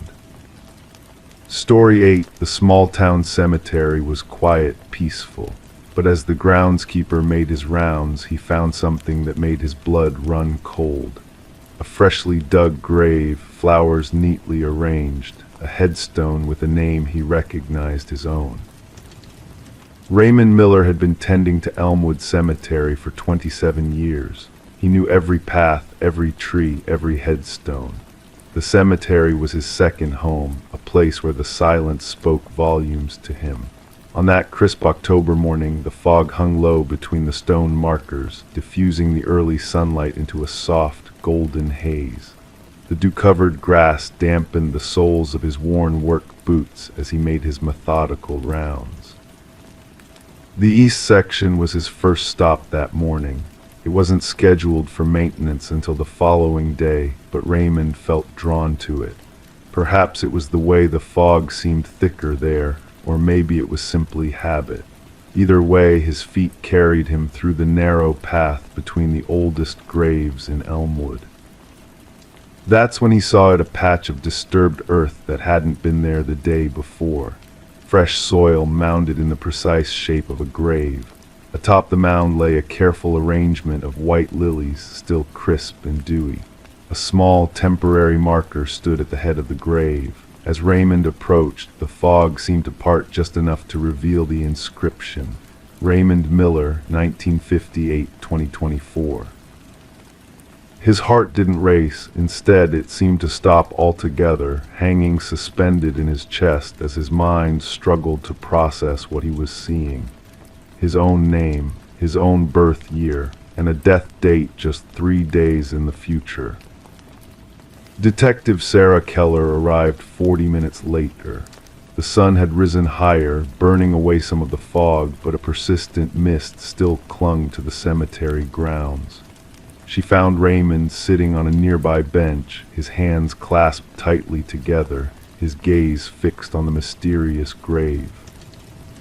"Mr. Miller," she said, her voice low and smooth as she approached. "I'm Detective Keller. Can you walk me through what happened this morning?" Raymond's account was precise, measured, the way a man speaks when he's trying to maintain his grip on reality. Detective Keller listened, jotting occasional notes in a small, leather-bound notebook. The scratch of her pen against paper provided a rhythmic counterpoint to Raymond's story. "Do you have any enemies, Mr. Miller?" she asked after he finished. "Anyone who might want to frighten you?" Raymond shook his head slowly. "I'm just the groundskeeper," he said. "I keep to myself, always have." Detective Keller knelt beside the grave, careful not to disturb the scene. The soil was dark and rich, recently turned, professional work, not the hasty digging of a prankster. She lifted one of the lilies, examining it, fresh cut, expensive, the kind sold at high-end florists, not the grocery store. "We'll need to verify what's in this grave," she said, her tone matter-of-fact but gentle. Raymond nodded, his eyes still fixed on his name etched into the marker. The exhumation took place that afternoon. The county coroner supervised as two officers carefully removed the soil. 6 feet down they found not a body but a sealed wooden box about 3 feet long. When opened, it contained a single item, a framed photograph of Raymond standing in front of his small house on Oak Street. The picture had been taken recently. He was wearing the new jacket his daughter had given him for his birthday last month. Back at the station, Detective Keller spread the evidence across her desk. The photograph, the marker with Raymond's name, a soil analysis that showed the dirt came from elsewhere, not the cemetery. The lilies traced to a florist in the neighboring town of Hartfield. "Someone went to a lot of trouble," said Officer Lopez, leaning against the doorframe of Keller's office. "Digging a grave, buying expensive flowers, creating a custom marker. That's dedication." "Or obsession," Keller replied, her fingers tapping lightly on the desk. "The question is, why Raymond Miller? Why a groundskeeper?" The investigation led Detective Keller to the florist in Hartfield the next morning. The shop was small but elegant, with the sweet, heavy scent of flowers hanging in the air. The owner, an elderly woman named Ruth Bellamy, remembered the order clearly. "White lilies 2 dozen," she said, adjusting her glasses as she looked through her order book. "Paid in cash. The gentleman was very specific about the arrangement." "Can you describe him?" Keller asked. "Tall, well-dressed, gray hair, I think. He had kind eyes." Ruth paused, thinking. "He mentioned something about them being for a tribute. I assumed a funeral." Detective Keller showed her Raymond's picture. Ruth shook her head. "No, not him. The man who bought the flowers was older, more distinguished looking." That evening, while Raymond stayed with his daughter for safety, Detective Keller returned to the cemetery. The setting sun cast long shadows across the grounds, transforming the peaceful landscape into something more somber. She walked the paths, trying to see the place through different eyes, not as a detective, but as someone who might harbor resentment toward the groundskeeper. As she approached the administration building, a small office at the cemetery's entrance, she noticed a light on inside. According to Raymond, no one should have been there at this hour. Detective Keller drew her weapon and approached cautiously. Through the window, she could see an elderly man sitting at the desk, calmly writing in what appeared to be a ledger. She recognized him immediately from old photographs on the wall. Former cemetery director Edward Winters, who had retired 5 years ago. The confrontation was quiet, almost cordial. Edward Winters didn't resist when Detective Keller entered. He simply closed the ledger and folded his hands on top of it. "I wondered when you'd come," he said, his voice soft but clear. The story emerged slowly, like water seeping from stone. Edward Winters had dedicated 50 years of his life to Elmwood Cemetery. It was his legacy, his life's work. When illness forced his retirement, he expected to be remembered, honored.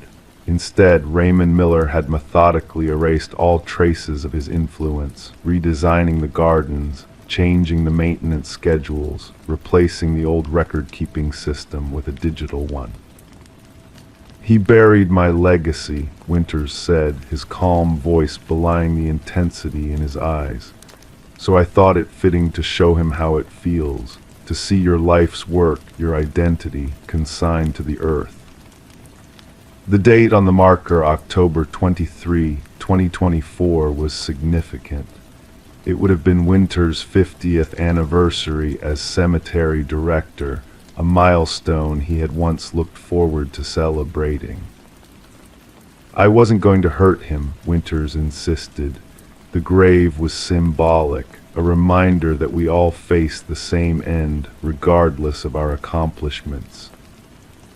When pressed about the photograph in the box, Winters's composure finally cracked. I wanted him to understand that I see him, that I know what he's done, that someone is watching as he dismantles my life's work. As Detective Keller drove Edward Winters to the station, the night settled fully over Elmwood Cemetery. The charges would be breaking and entering, trespassing, harassment, making threats, not attempted murder as they'd initially feared. 2 days later, Raymond Miller returned to work. The mysterious grave had been filled in, the marker removed, the site restored to its previous state, but something had changed. As he walked the familiar paths, Raymond found himself looking at the cemetery differently. Each grave represented not just a person, but a life with connections, influences, legacies that continued beyond death. In the administration building, he opened a drawer he hadn't touched in years. Inside was Edward Winters's original landscaping plan for the cemetery, the one Raymond had replaced with his own. He spread it out on the desk, studying the careful notations, the thoughtful design elements.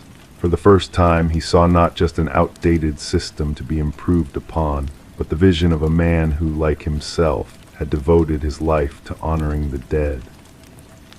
The following spring, visitors to Elmwood Cemetery noticed new plantings throughout the grounds, flowering shrubs and ornamental trees placed according to a design created decades earlier. And in the southwest corner, a small memorial bench bore a simple plaque, honoring the legacy of Edward Winters, Guardian of Elmwood, 1969-2019. Some legacies, it seemed, refused to stay buried.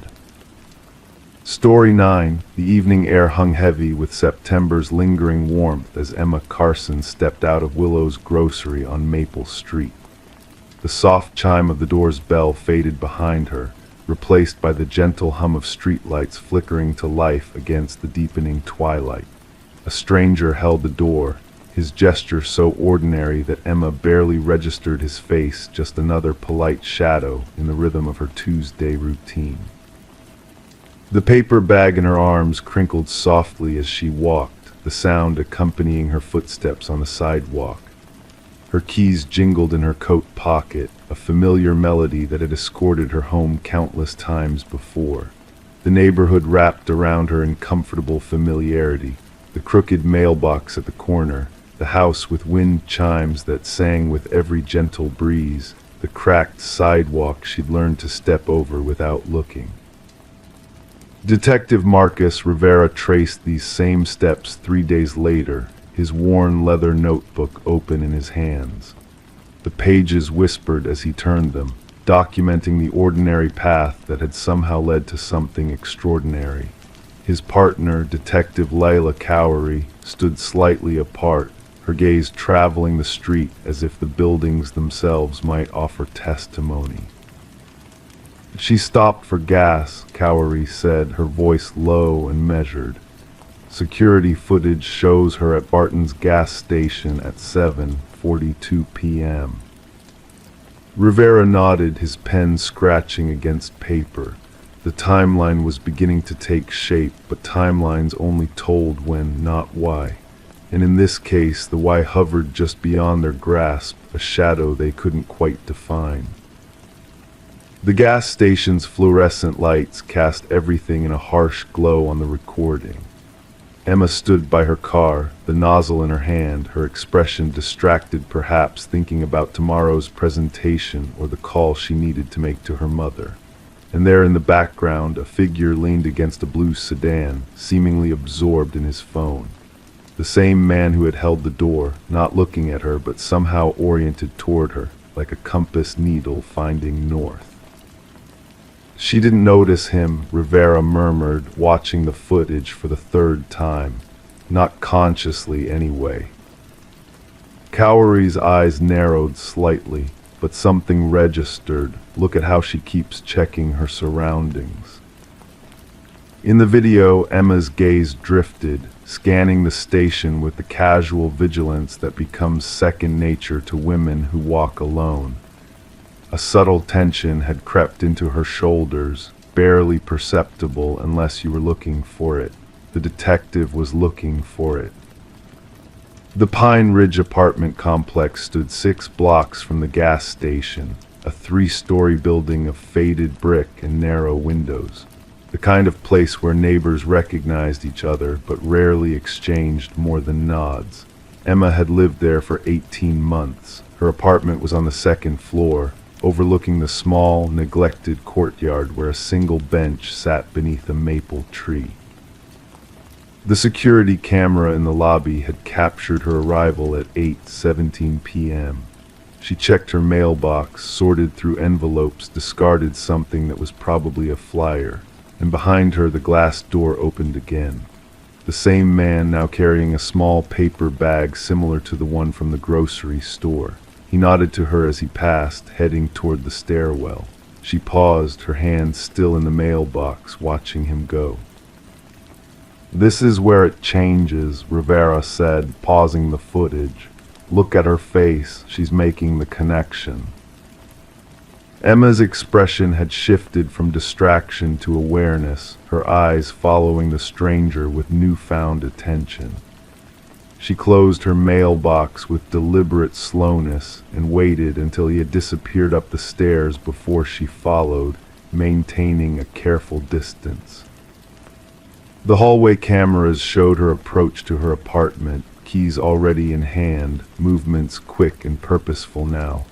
She glanced back twice before reaching her door, and then in a decision that would later haunt the investigation, she stopped, turned, retraced her steps to the stairwell and looked up.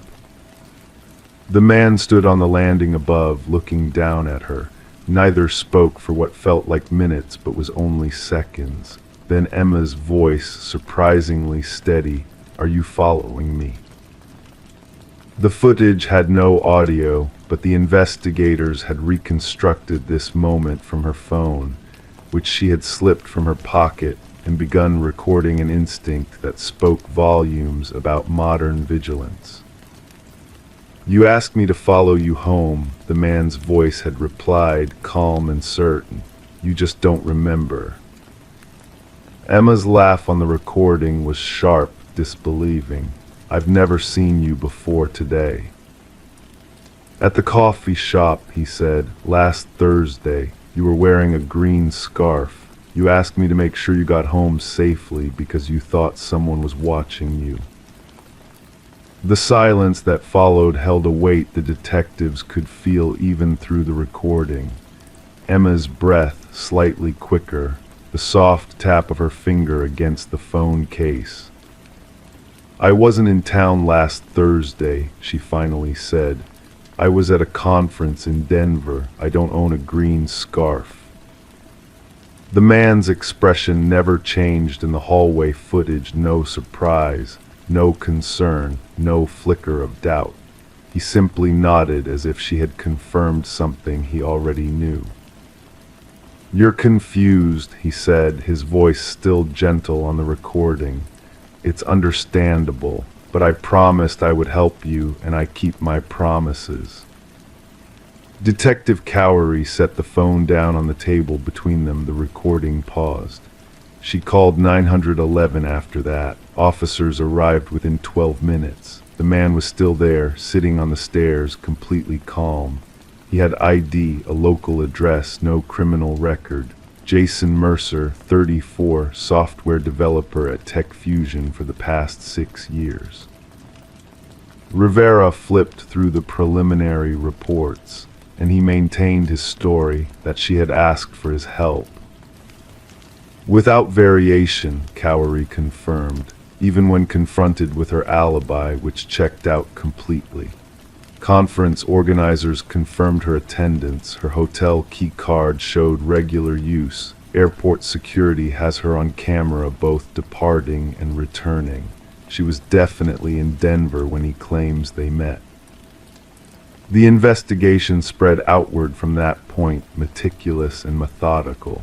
Jason Mercer's life unfolded before them in careful documentation, a quiet existence in a one-bedroom apartment 15 blocks away. Colleagues who described him as reserved but reliable, no significant relationships, no history of mental illness. A digital footprint so ordinary it was almost suspicious in its blandness. Emma's life yielded similar results, ordinary in all the ways that mattered to the investigation. No connections to Mercer before that evening.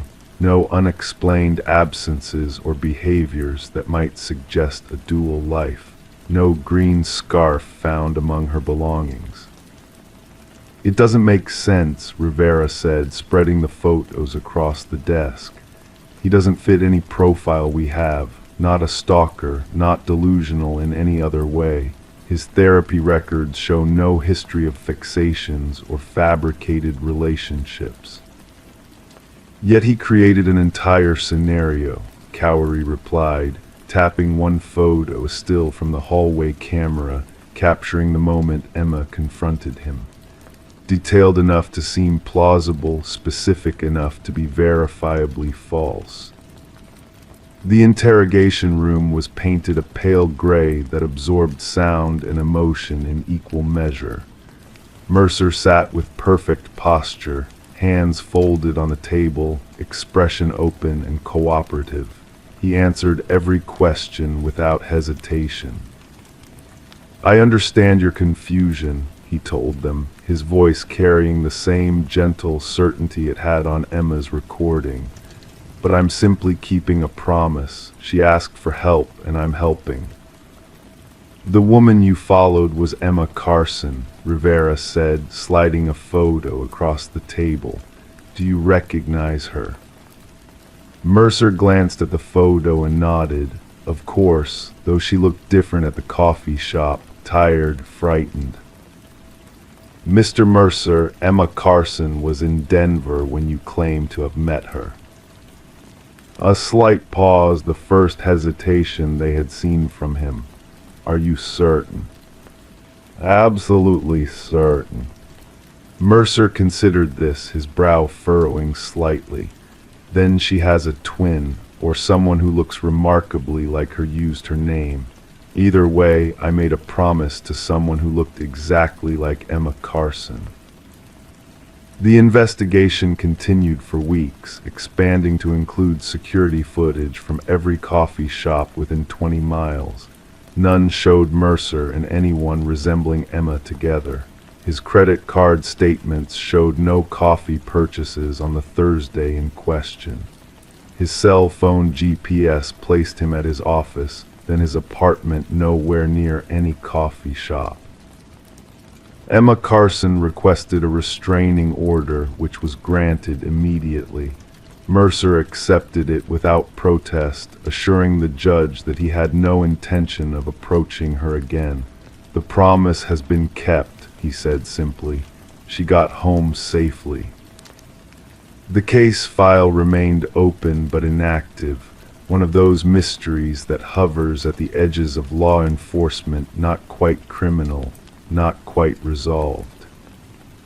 3 months later, Detective Rivera was reviewing cold cases when an officer placed a manila envelope on his desk. "Found something you might want to see, sir." Inside was a single photograph from a traffic camera 2 blocks from Emma's apartment building. It showed a woman with Emma's height and build, wearing a green scarf that obscured much of her face, walking beside a man whose profile matched Jason Mercer's. The timestamp showed Thursday, 9:17 p.m., while Emma Carson was documented to be in Denver. Rivera stared at the image, the soft ticking of the wall clock suddenly loud in the quiet office. He reached for his phone, then hesitated, his hand hovering over the receiver. The woman's face was turned away from the camera, the green scarf catching the streetlight. It could be anyone, he told himself. A coincidence. A similar height and build was hardly definitive. He slipped the photo back into the envelope. Some questions he had learned over years of detective work lead only to more questions, deepening the mystery rather than resolving it. Sometimes the truth lies not in answers, but in the spaces between them, in the possibilities that remain when all logical explanations have been exhausted. The file on Jason Mercer and Emma Carson remains open to this day, a thin folder in a drawer of unsolved mysteries. Sometimes, late at night when the precinct is quiet, Rivera takes it out and studies the traffic camera photo again. The woman in the green scarf, the man beside her, the promise kept for reasons no one has been able to explain. And somewhere in the city, a woman who looks exactly like Emma Carson walks home, her green scarf bright against the evening shadows, while someone follows at a careful distance, protecting her from dangers only she can see. Story 10, the mysterious package arrived without a trace of its origin. No return label, no tracking number, just a damp cardboard box hinting at secrets hidden within. Sarah Miller hesitated, the unfamiliar name on the package stirring her curiosity. The weight of the unknown pressed against her as she unraveled the tape, revealing a solitary VHS tape and a simple note, "Watch alone." In the quiet of her kitchen, Sarah held the black plastic cassette, feeling its significance in her hands.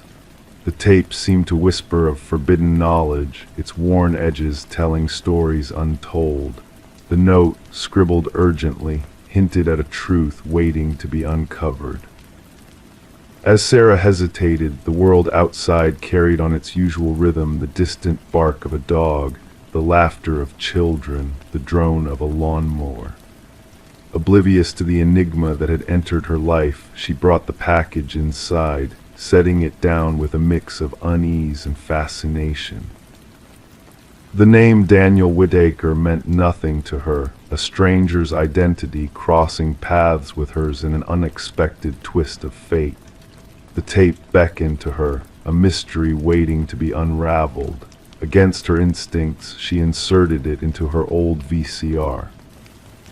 Static danced on the screen before sharpening into focus a dimly lit room, a man with haunted eyes, his voice steady yet burdened.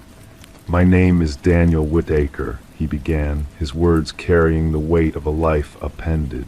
"If you're watching this, someone found you, which means they'll find me too." The man's story unfolded, a tale of innocence tarnished by circumstance. Accusations of a crime he didn't commit, evidence twisted against him, a life torn apart by forces beyond his control. Sarah watched, captivated by the unfolding drama, the truth veiled in shadows. Detective Eliza Ramirez found herself entangled in the web of mystery surrounding Daniel Whitaker. Tapes appearing, each revealing a layer of deception, a thread leading to a truth too dark to ignore. The case of Catherine Walsh's murder took on new dimensions, complexities that defied easy answers. As Ramirez delved deeper, she uncovered a web of deceit surrounding Walsh's involvement in a whistleblower case against a powerful pharmaceutical company. The pieces of the puzzle began to fit together, revealing a sinister plot to silence the truth at any cost. Sarah received a second package, a trove of evidence that shattered illusions and unveiled a conspiracy. Documents exposing corruption, proof of innocence buried beneath layers of deception. The truth, once hidden, now laid bare for all to see. With each revelation, the case unraveled, leading to a reckoning long overdue. Whitaker's innocence proven, the real culprits unmasked, justice prevailed in the face of overwhelming odds. The darkness lifted, revealing a glimmer of hope in a world tainted by lies. Sarah and Whitaker crossed paths once more, reflections of a shared journey through shadows and light. The wrong address, a twist of fate that brought them together, forging a bond born of truth and trust. In the end, as the VHS tapes found their place in evidence, they stood as testaments to the power of curiosity, the bravery to seek the unknown. The truth, hidden in plain sight, waiting for those willing to open their hearts to the mysteries of life. Story 11. The river flowed lazily that morning, its surface smooth as glass, reflecting the early light. The fisherman, lost in his thoughts, almost missed the sight of a lone suitcase drifting near the shore. At first glance, it appeared like a discarded heap of old garments, but as he ventured closer, a pungent odor filled the air, thick, suffocating, impossible to ignore. The case was secured with chains, its edges corroded by time and exposure to the elements. When the authorities pried it open, they were met with a chilling sight: not clothes, but strands of hair, fingers frozen in a haunting grip. And at the bottom, a cryptic note that sent shivers down their spines: "This isn't the first." Detective Sarah Mercer arrived at the scene, her composed demeanor hiding the unease that gnawed at her insides. The victim, a woman in her mid-30s, with dark locks and pallid skin now marred by the water, lay before them. The medical examiner worked meticulously, recording every detail before the body was respectfully taken away. What struck Mercer was not just the manner of disposal, but the eerie care taken in presenting the victim: manicured nails, freshly styled hair, clad in expensive attire. It wasn't a hasty act, Mercer observed quietly, her gaze fixed on the gentle lapping of the water against the muddy bank. She was prepared, almost showcased. The victim was soon identified as Catherine Walsh, a successful real estate agent renowned for her expertise in selling upscale properties. Divorced, childless, she led a solitary life in an affluent neighborhood. Colleagues painted a picture of a driven, detail-oriented woman, fiercely private in her personal affairs. Her disappearance was reported by her assistant, who stressed how out of character it was for Catherine to miss a crucial showing with potential high-profile clients. She wouldn't have missed that for anything, the assistant insisted, her voice tinged with worry. That sale was set to be her biggest yet. As investigators delved into Walsh's meticulously kept modern home, a sense of unease settled over them. Everything was immaculate to the point of being unnerving: designer furniture meticulously arranged, not a speck of dust in sight. The fridge held neatly arranged meals, labeled by day, while the closet boasted a color-coordinated display of clothing and shoes stored in protective covers. However, a single detail stood out: a slightly ajar drawer in her home office. Within that drawer, a leather-bound journal was discovered. The final entry sent a chill down Mercer's spine. He's watching again. Same car, different plates.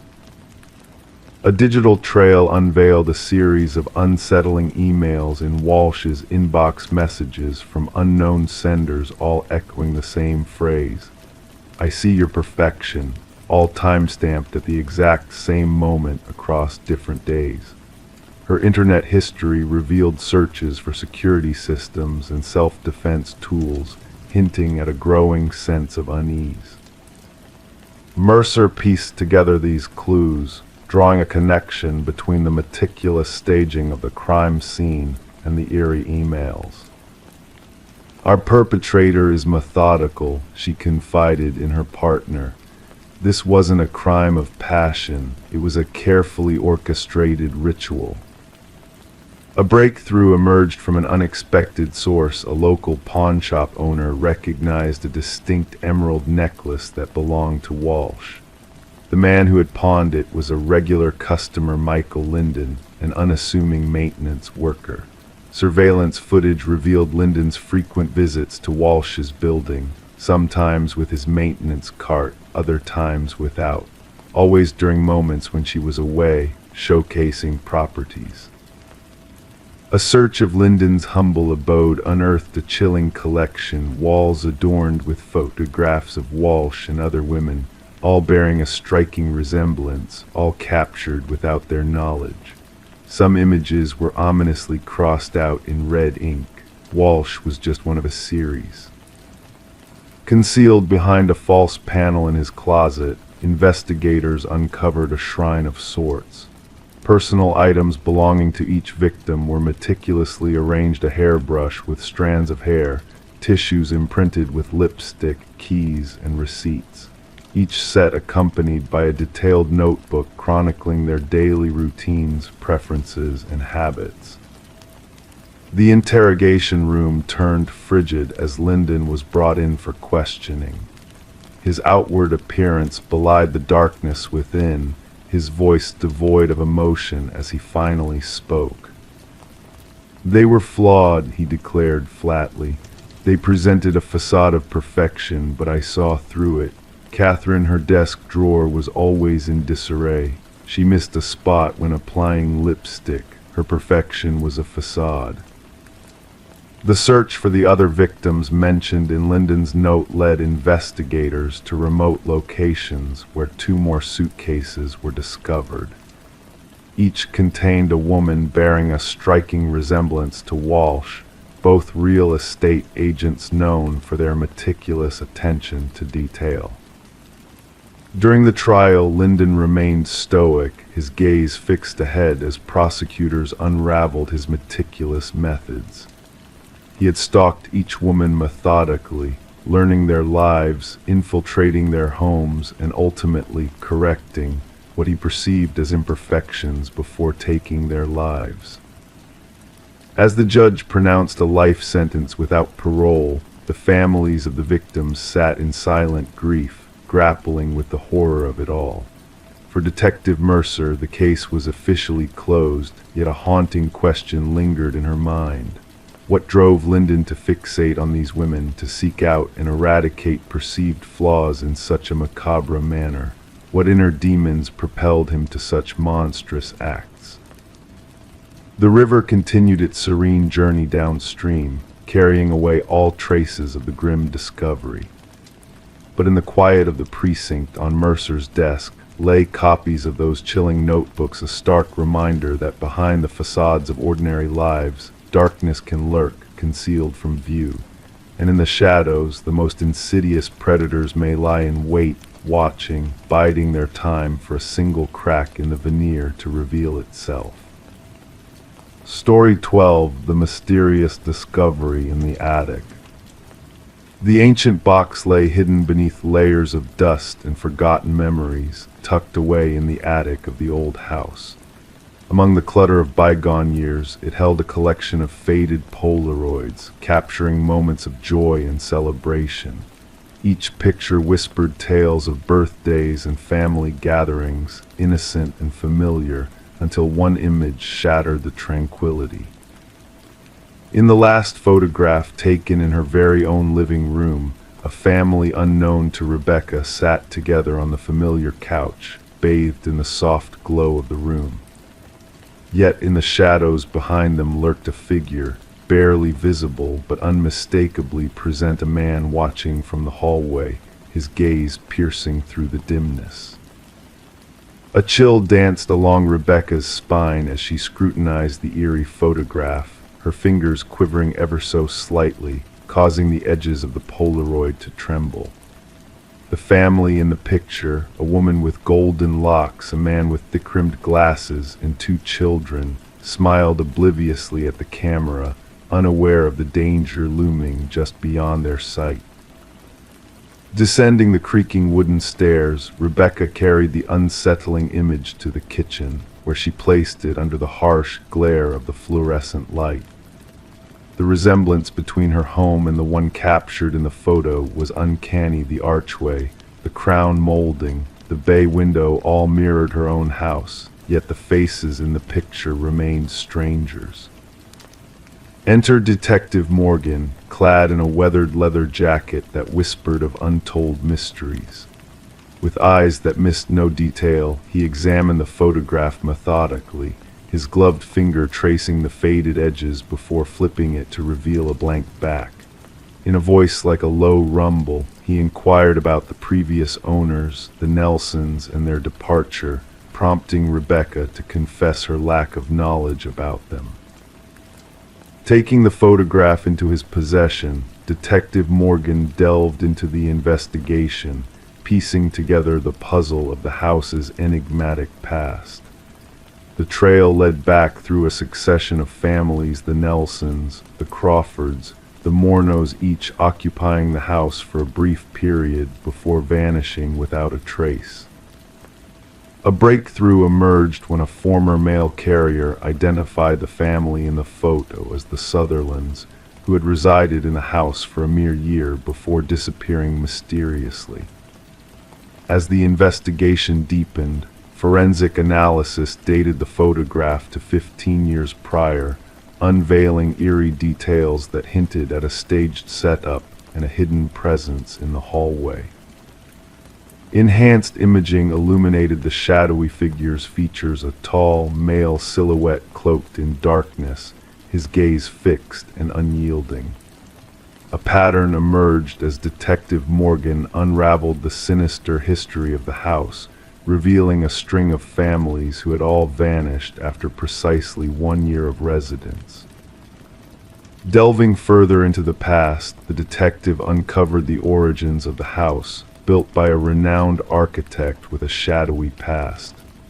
Samuel Whitfield, the project manager who had mysteriously disappeared, emerged as a key figure, his likeness hauntingly resembling the figure in the photograph. The investigation took a grim turn as the basement yielded macabre secrets buried beneath layers of concrete and soil, the preserved remains of the missing families, each frozen in time, surrounded by eerie photographs capturing their unsuspecting moments, a grim testament to their tragic fate. Amidst the unfolding horrors, a hidden crawlspace in the attic revealed a chilling discovery: a makeshift living space, a journal filled with chilling observations, and a foreboding entry hinting at a newfound target. Fearing for her safety, Rebecca sought refuge under police protection, only to be haunted by mysterious calls in the dead of night and the ominous click of a camera capturing her every move. As the investigation lingered on, the house stood silent, its secrets shrouded in darkness, its former inhabitants lost to the shadows. The enigma of Samuel Whitfield persisted, his presence a spectral whisper in the empty rooms, his legacy a chilling reminder of the horrors that lurked within the walls. And so, the tale of the man in the photograph continued to unfold, a haunting mystery that defied explanation, leaving those who sought the truth ensnared in a web of shadows and unseen watchers, lost to the depths of a house that held secrets beyond imagining. Story 13. In the beginning, there was a mere flicker, a fleeting anomaly in the baby monitor's transmission. The mother brushed it off as mere static interference, irrational thoughts in the late hours of the night. But then the crackling of audio pierced through the silence, and a voice, soft and eerie, whispered, "SHHH, go back to sleep." A chill ran down her spine, her entire being seized by a sense of dread. Racing towards her son's room, her heart thundering in her chest, she found the crib empty. The window tightly shut, the door securely locked. The only anomaly, a plush rabbit lying on the floor, its unblinking black eyes fixed upon her. When questioned later, Rebecca recounted how she screamed until her voice turned raw, her anguish echoing through the walls. The neighbors, disturbed by her cries, dialed emergency services, summoning help to her doorstep. Upon arrival, the authorities discovered Rebecca cradling the stuffed rabbit, her body swaying back and forth on the nursery floor, lost in a world of despair. Samuel, her 4-month-old infant, had vanished without a trace. The investigation unfolded with little to grasp onto.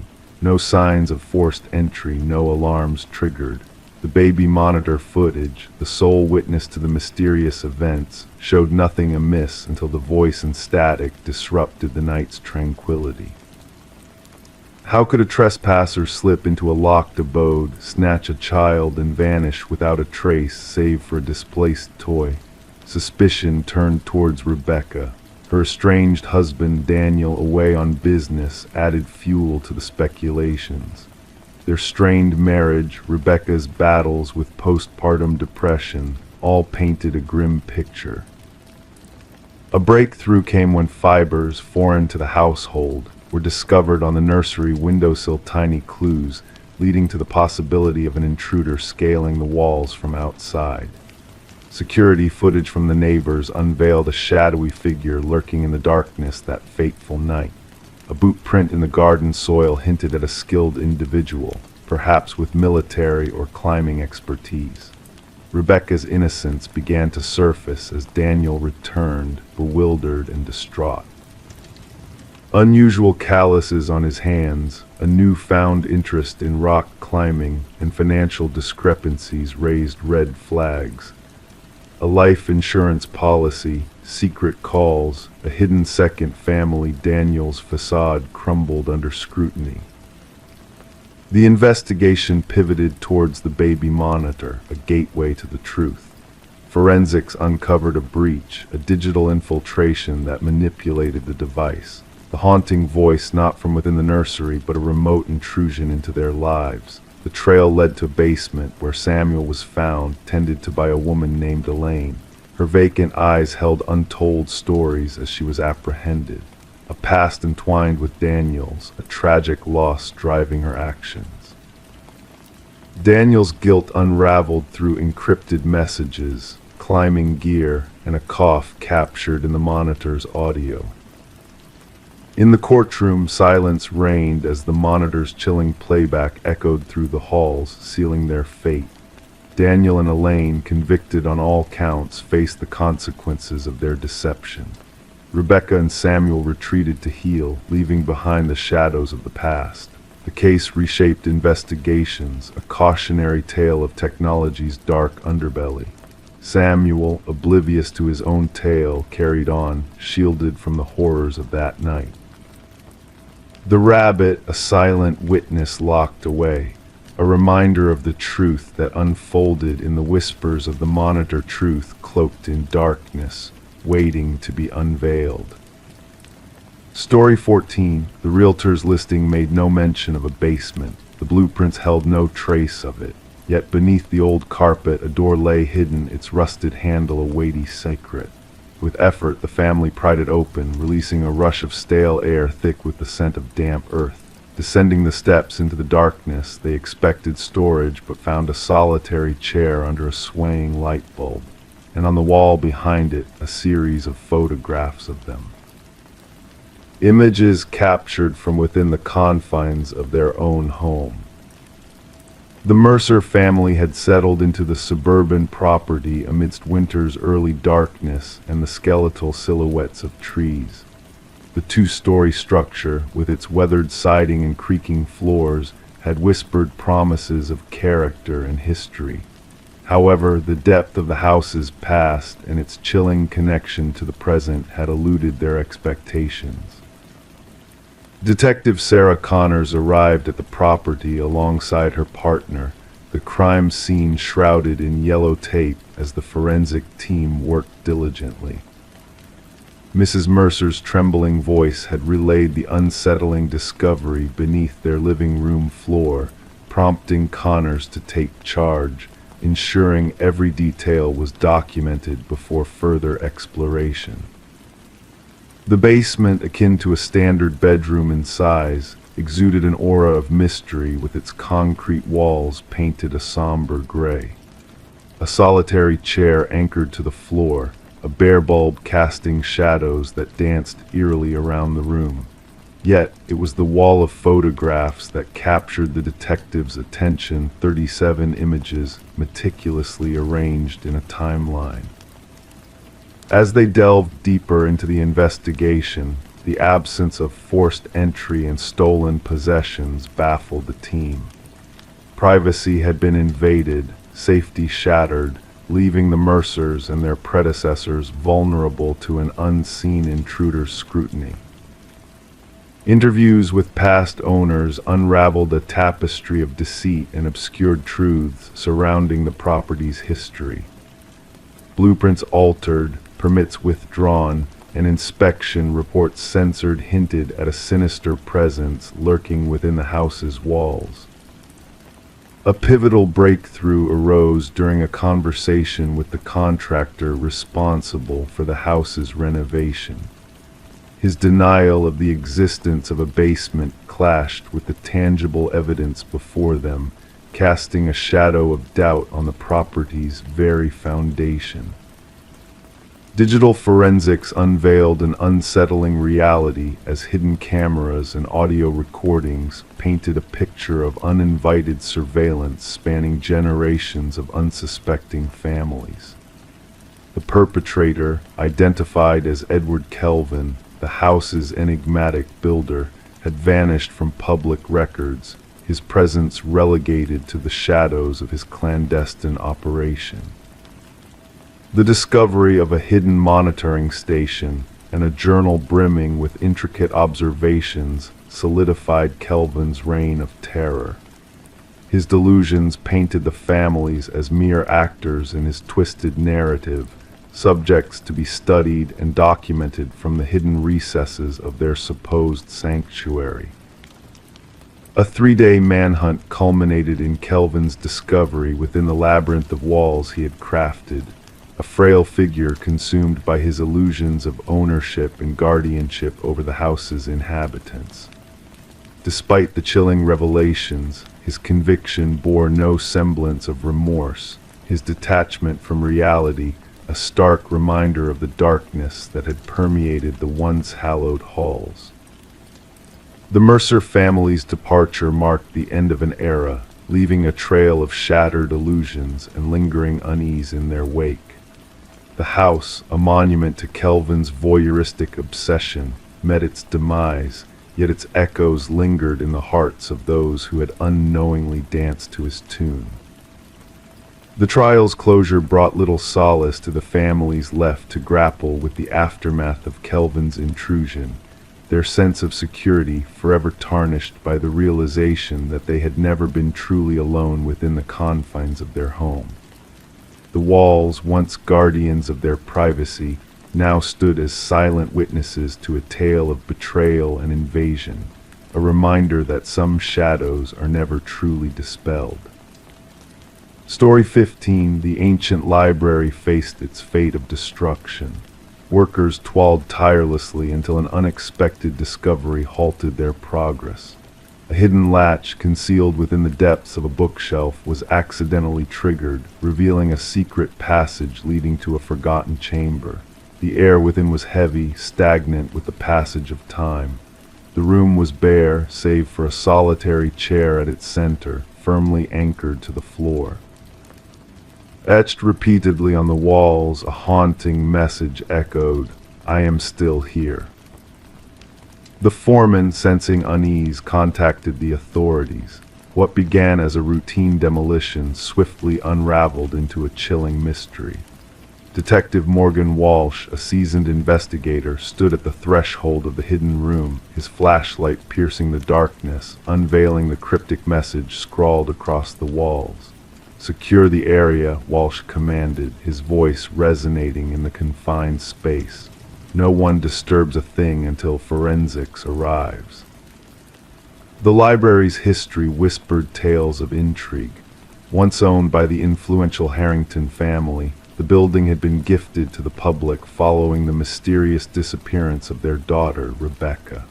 Vanishing without a trace during her final year of college, Rebecca's fate remained shrouded in uncertainty. Despite extensive searches, her whereabouts eluded discovery, leaving behind only a car abandoned near the woods. The prevailing belief hinted at a voluntary departure, yet her family clung to the belief of a darker truth. As forensic experts delved into the hidden room, a chilling revelation emerged. Traces of hair and fibers clung to the ancient chair, while the walls bore remnants of blood and skin cells beneath the layers of neglect.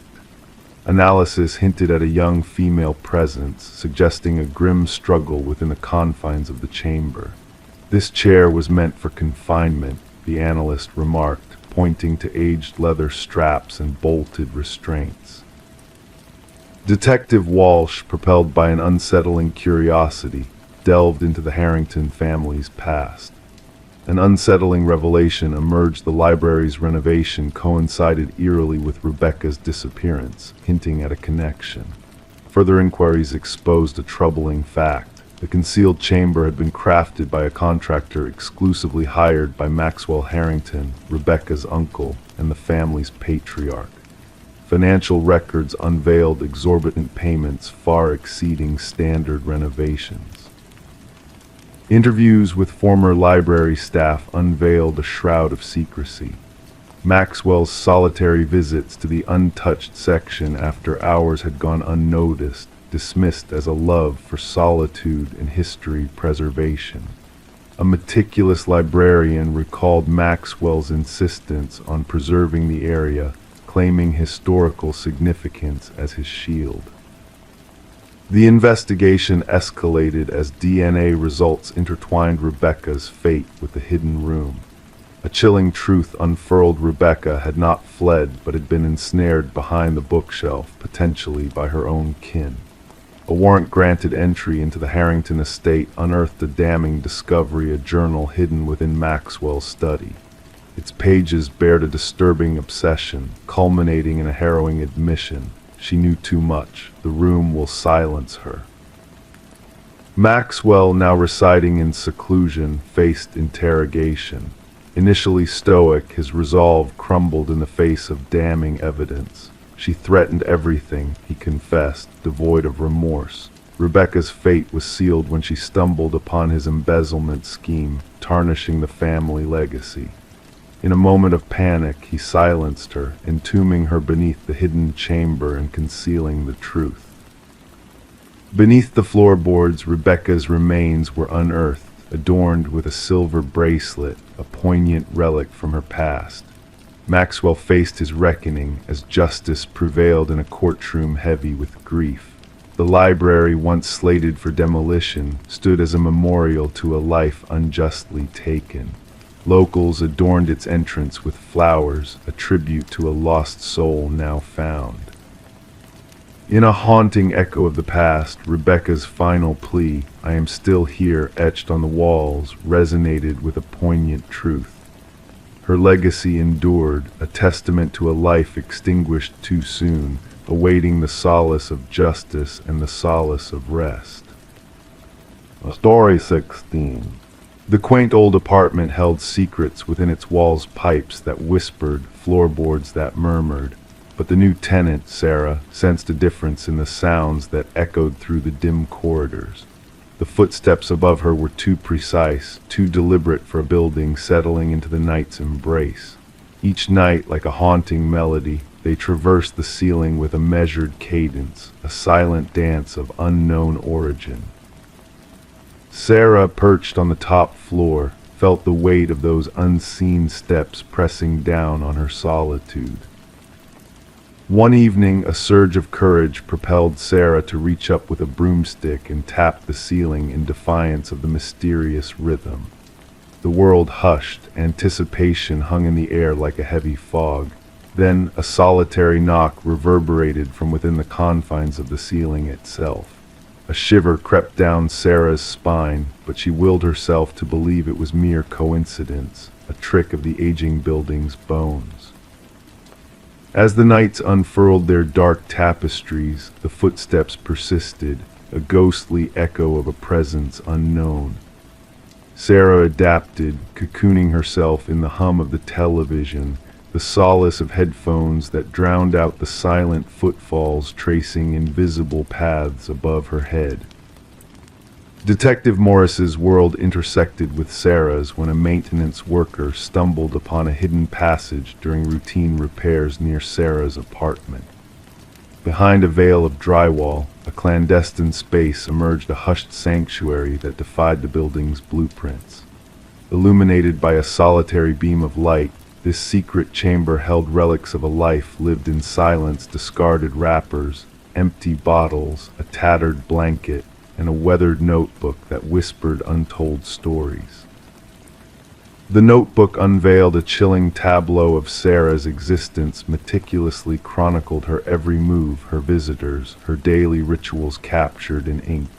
The script, once pristine, spiraled into a frenzy of erratic symbols, a cryptic language of obsession. The subject resists my gaze, the final entry lamented. She dares to defy me, none can ignore me. Forensics unearthed enigmatic fingerprints, a labyrinthine network of hidden passages woven into the building's skeleton, tendrils of secrecy reaching through time. These passages intertwined with the lives of past inhabitants, converging upon Sarah's dwelling, the epicenter of a malevolent, watchful eye. Residents past and present whispered tales of unease, of unseen eyes that lingered in the shadows, of whispers carried on the wind. A silent terror cloaked in the guise of everyday noises. The truth unraveled when microscopic droplets of blood whispered a name from the past Martin Weaver, a ghostly figure from years gone by. The enigma deepened as Detective Morris delved into Martin's disappearance, a specter haunted by the echoes of a man named Edward, a recluse who sought solace in silence. With each revelation, Edward's shadow loomed larger, a phantom orchestrating a symphony of fear from the shadows. A trail of breadcrumbs led investigators to Edward's lair, a secluded cabin adorned with fragments of lives observed, lives consumed by his insatiable hunger for control. Missing persons reports adorn the walls, a macabre tapestry woven from the threads of vanished souls. The whispers of the past grew into a cacophony of dread as the truth clawed its way to the surface. As the darkness of Edward's deeds unfurled, a chilling reality emerged, a reality where Sarah's fate remained suspended in the balance, a pawn in a game of shadows and silence. The manhunt for Edward, now known as Edward Mercer, rages on, a hunt for a phantom who vanished into the night. Detective Morris, haunted by the specter of Sarah's empty apartment, lingers in the shadows of his own home, a silent sentinel listening to the echoes of footsteps that may never come. In the stillness of the night, as the world slumbers, he gazes upward, wondering who else may be listening in the darkness, waiting for their moment to strike. Story 17, The Nursery Whispers. She yearned to refresh the nursery before the little one's arrival. The walls wore a faded blue, a hue that whispered tales of bygone days. With each stroke of white paint, a hidden secret emerged, letters faint at first, then sharpening into focus. A message etched beneath the surface. Don't let it hear you. Her breath hitched. Stepping back, her gaze fell upon them, tiny handprints imprinted in the fresh paint, too high for a child's reach. The revelation within the nursery of the Morgan homestead signaled the start of what investigators later dubbed the Whispering House case. The young couple had acquired the Victorian residence at an unbelievably low cost, unaware of its shadowed past. Detective Sarah Klein arrived, notepad poised. A woman, her belly swollen with child, answered the door, clad in paint-stained overalls. Weariness marked her eyes, sleep a distant memory. As she recounted finding the message and handprints, her hands quivered. The prior owners vanished overnight, she divulged. Neighbors claimed they fled in the dead of night, leaving with only essentials in tow. Traversing the historic dwelling, Detective Klein's footsteps echoed on aged floorboards. In the nursery, she scrutinized the partially painted wall, the message still visible amidst the abandoned paint job. Beside it, 5 small handprints adorned the wet paint, positioned at an adult's shoulder level. Back at the precinct, the detective delved into property records. The house had changed hands frequently over 3 decades, each family stay brief. More unsettling were the reports of child welfare issues filed for 3 of those families. Children spoke of whispers from the walls and a sense of being watched as they slumbered. Digging further, the detective unearthed construction blueprints and historical accounts. The house had once belonged to a leaner Blackwood, a childless widow who ran an orphanage on the premises during the industrial era. Articles mentioned 5 children who had vanished from her care, presumed to have fled. Upon Aliner's passing, renovators discovered a hidden chamber behind the nursery wall. Inside lay children's belongings, tiny shoes, toys, and garments, but no remains. The mystery had been shelved, forgotten in dusty archives.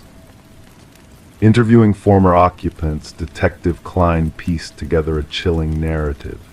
Each family with children reported eerie incidents, toys rearranged overnight, childish laughter echoing in empty corridors, and crayon drawings appearing mysteriously. Most dismissed these happenings until the writings surfaced.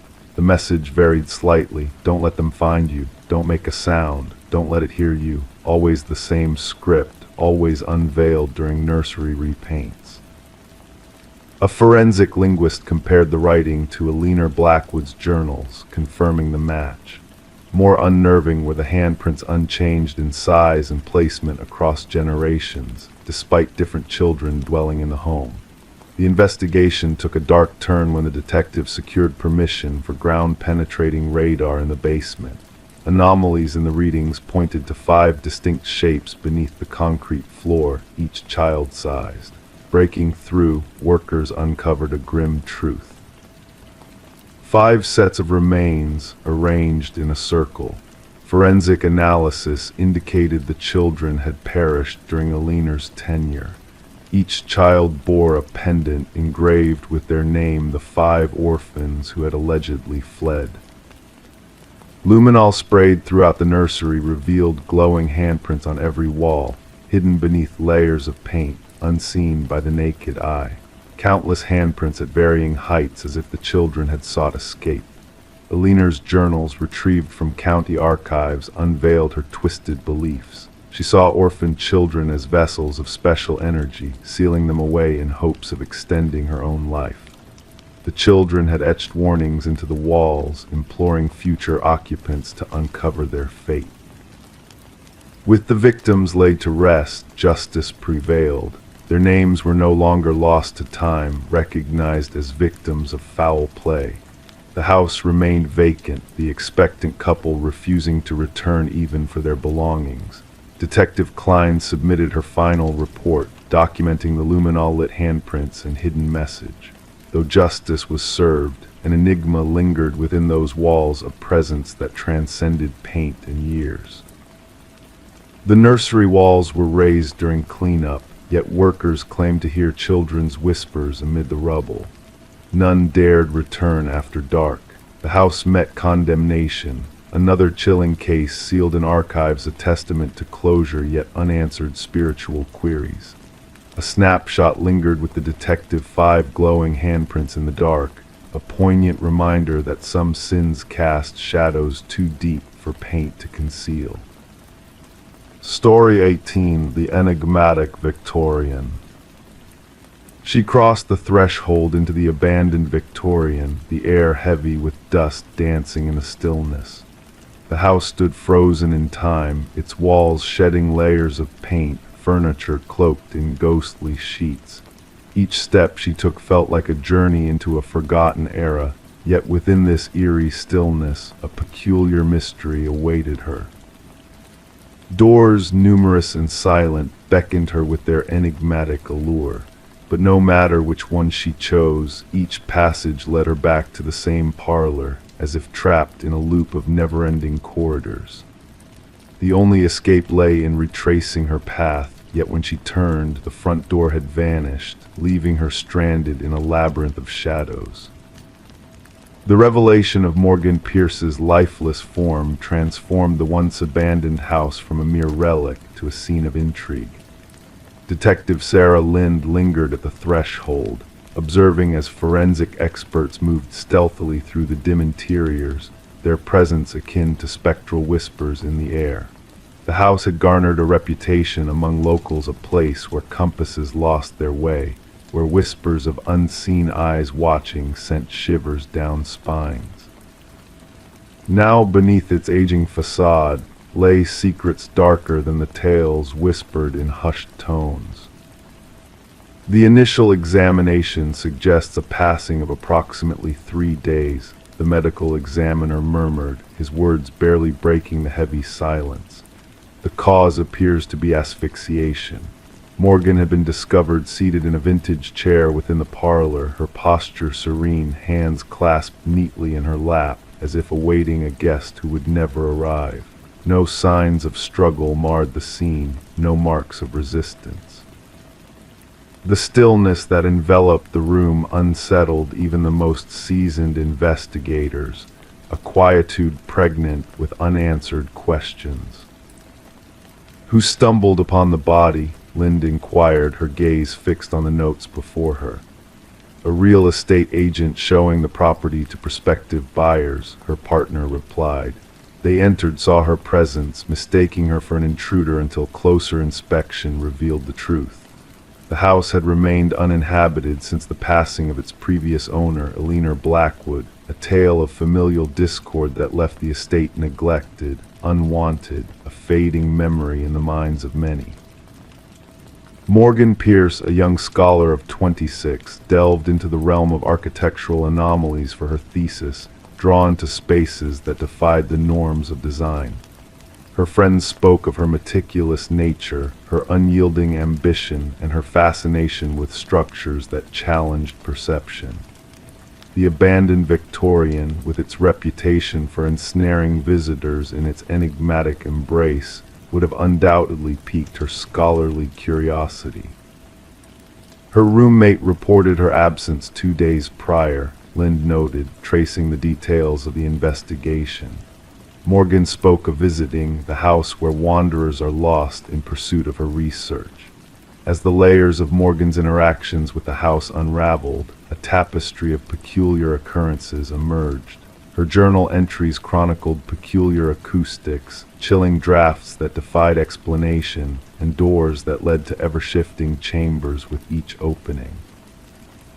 In her final musings, she hinted at bringing specialized tools to capture what she termed spatial enigmas, tools that remained elusive in the wake of her demise.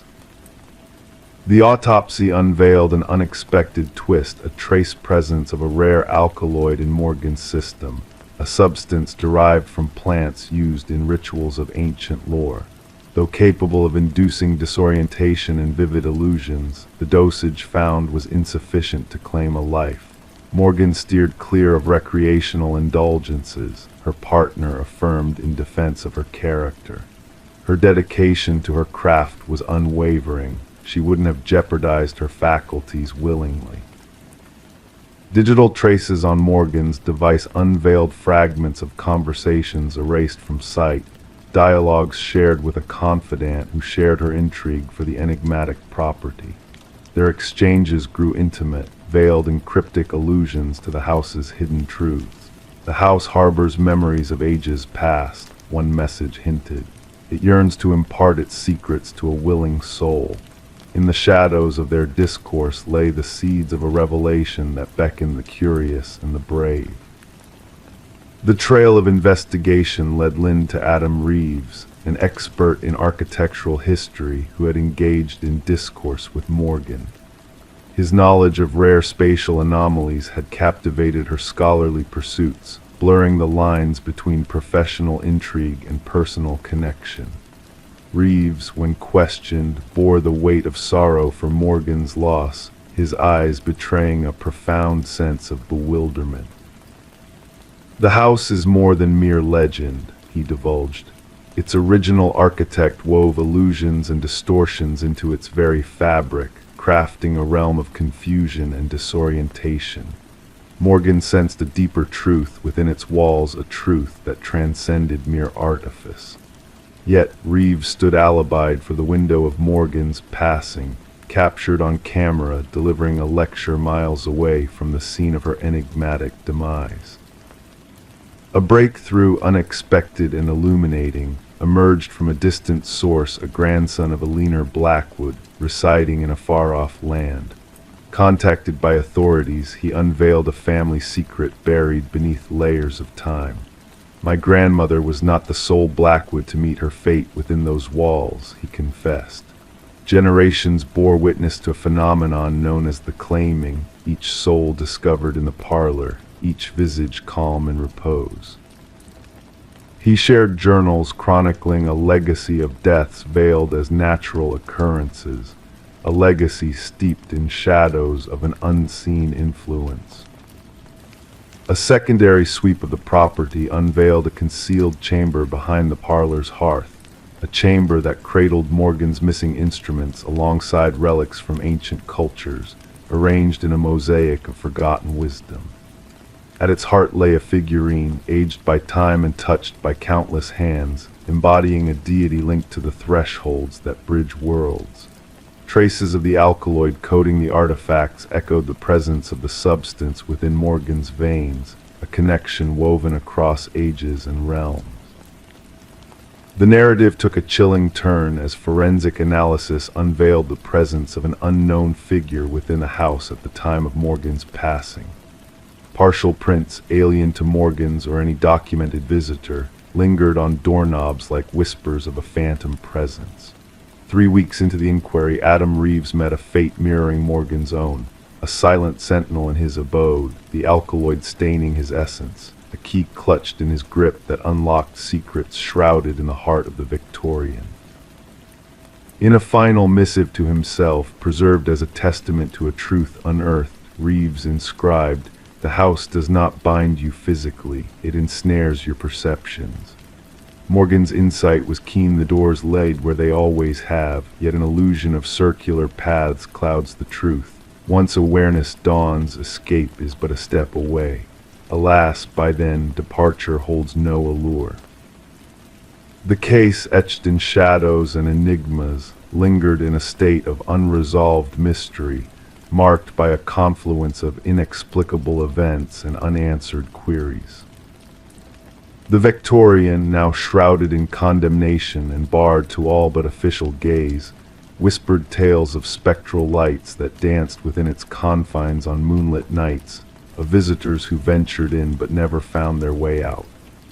Whispers among the townsfolk spoke of a house that claimed those who dared to unravel its enigmatic tapestry, while others theorized that Morgan and Reeves had brushed against a force ancient and potent, residing in the interstices of reality as we know it. The truth eluded grasp, akin to an exit concealed within a maze of endless corridors, in a house where all doors led back to the beginning beckoning, yet forbidding escape. Story 19, the town's whispers never touched upon the house nestled at the edge of the woods. It stood silent and solitary, its windows veiled in darkness, its porch weary under the weight of time's passage. Nobody laid claim to it, and the memory of its builder had faded into the mist of forgotten tales. Yet when a band of wanderers strayed too close, they stumbled upon a peculiar sight, names etched into the wooden siding, carved deep as solemn warnings. And at the end of the list, pristine and untouched, was a name unfamiliar to them all, until in a hushed breath one of them murmured, "That belongs to me." In the dead of night, a call pierced through the darkness. The dispatch logged it as a routine report of trespassing. The voice on the other end belonged to Mason Wright, the leader of the hikers who had uncovered his own name engraved on the forsaken house. The responding officers anticipated nothing more than petty mischief, a jest among companions, but what awaited them defied logic. Detective Sarah Keller arrived as twilight draped the forest in shadows. Her flashlight cut through the obscurity, casting light upon the weathered facade of the dwelling. The names 27 in total stretched vertically down the eastern wall. Some had faded into obscurity with the passage of time, barely discernible against the weathered wood. Others remained sharp as if freshly carved. And at the bottom, Mason Wright, the incision still carrying remnants of newly sawn timber. "I've never set foot here before," Mason insisted, his breath materializing in wisps in the crisp air. "I cannot fathom how anyone would know my name." The inquiry commenced with scrutinizing the backgrounds of each listed name. The findings sent shivers down the spines of the detective team. Every name corresponded to an individual reported missing over the previous 4 decades. Some cases had grown cold while others remained active. Yet they all shared a disquieting similarity. The vanished individuals had been hiking alone. Forensic experts meticulously photographed each carving, documenting the varying depths, techniques, and weathering patterns. The oldest name, Rebecca Hansen, aligned with a missing persons case dating back 37 years. The records depicted a young woman who had ventured into these very woods and never returned, leaving behind only a solitary hiking boot beside a babbling stream. Detective Keller delved deep into Mason's account. His narrative remained unwavering. He bore no ties to the area beyond this particular hiking expedition with 4 college comrades. They had selected the trail at random, guided by an online suggestion. Nothing in his background linked him to any of the other names adorning the wall. The focus of the investigation shifted to Mason's companions. Emily Chen, the group's photographer, presented snapshots captured during their trek. Upon scrutinizing the images, analysts discerned a disconcerting anomaly. A blurred figure loomed in the background of 3 separate photographs. The silhouette resembled a tall, gaunt man, perpetually obscured by the foliage. "We encountered no one else on our journey," Emily asserted. "We would have remembered." Detective Keller sanctioned a search of the house's interior.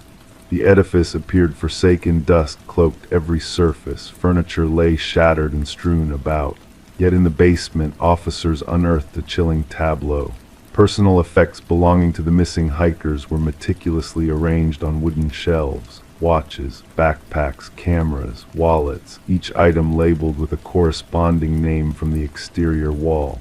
The forensics team worked methodically, cataloging every object. Under ultraviolet light, aged bloodstains emerged on the concrete floor, evidence of years past, efforts made to cleanse the site. Ground-penetrating radar unveiled no subterranean bodies beneath the dwelling, yet cadaver dogs persistently alerted near the densest part of the wooded expanse behind the property. As the investigation deepened, Detective Keller observed peculiar behavior from Mason Wright. He began recounting anomalous incidents, whispers echoing beyond his abode, fresh footprints leading to his doorstep but vanishing beyond.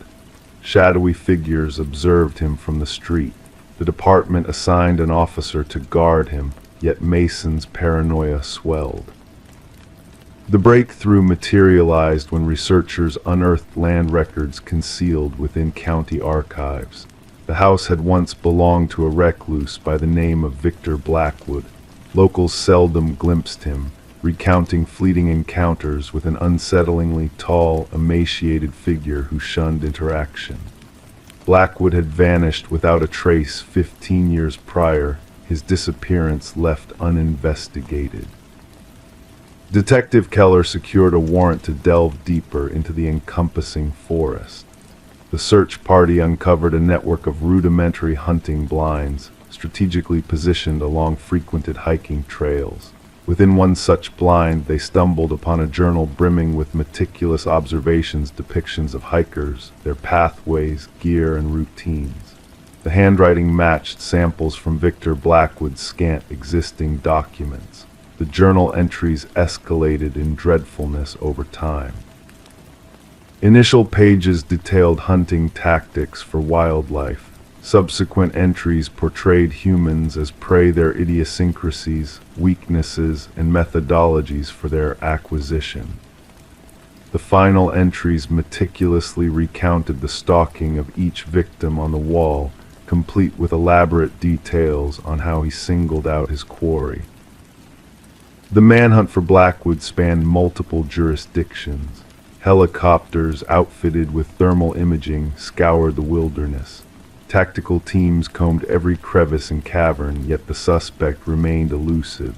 Mason Wright ceased answering calls. Officers dispatched to his residence found the entrance ajar, the chambers vacant. Upon his bedroom wall, freshly etched, resided a single sentence: "The hunter becomes the hunted." The quest for Mason persisted for weeks to no avail. Then, during a secondary sweep of Blackwood's abode, forensic technicians unearthed a ghastly revelation. Concealed behind a false partition in the basement, they unearthed a diminutive workshop housing woodworking tools, jars of wood preservatives, and a freshly hewn piece of timber bearing a novel name awaiting its placement on the exterior wall. Detective Keller recognized the name instantaneously. It belonged to the chief forensic analyst who had processed the house during the initial inquiry. The analyst had called in ill that morning, unreachable by phone. Authorities erected an unbroken surveillance perimeter around the residence. Camera systems captured every approach. Motion detectors stood sentry against intrusions. The trap was set. 3 nights later, sensors stirred an alert. Surveillance footage captured a figure emerging from the forest, impossibly tall and gaunt, moving with an eerie grace. The figure strode directly towards the house, seemingly indifferent to the surveillance. As tactical teams encircled, the cameras momentarily lost connectivity. Upon reconnection, the figure had evaporated into the night. To this day, the house remains under ceaseless watch. Mason Wright and the forensic analyst were never located.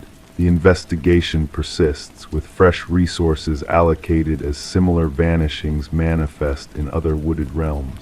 The names etched upon the wall have transcended into legend among law enforcers. Some officers refuse to utter them aloud, others skirt the case entirely. And local hikers now steer clear of the house, fearful that mere mention may consign their names to that grim register, the names unspoken. Story 20. In the stillness of the night, a mysterious package arrived, nestled in a plain envelope devoid of any return address. Within its confines lay a solitary brass key, its once shiny surface now weathered by the passage of time. The homeowner, a woman named Sarah Miller, examined it closely, feeling an inexplicable sense of familiarity wash over her. As she ventured to test the key in every lock within her home, a sense of unease crept upon her. The key refused to turn in any of them. It was a stranger to her abode. Yet when she placed it gently on the coffee table, an unexpected sound resonated through the hallway, a solitary, haunting chime emitted from the old grandfather clock that had long been silenced, frozen in time. Puzzled and unsettled by this eerie occurrence, Sarah reported the strange event to the authorities, seeking answers to the enigma that had been delivered to her doorstep. Little did she know that this seemingly innocuous key would unfurl a chain of events that would shroud her tranquil suburban neighborhood in a cloak of darkness. Initially met with skepticism, the responding officer dismissed Sarah's concerns as a mere mix-up, a key mistakenly sent.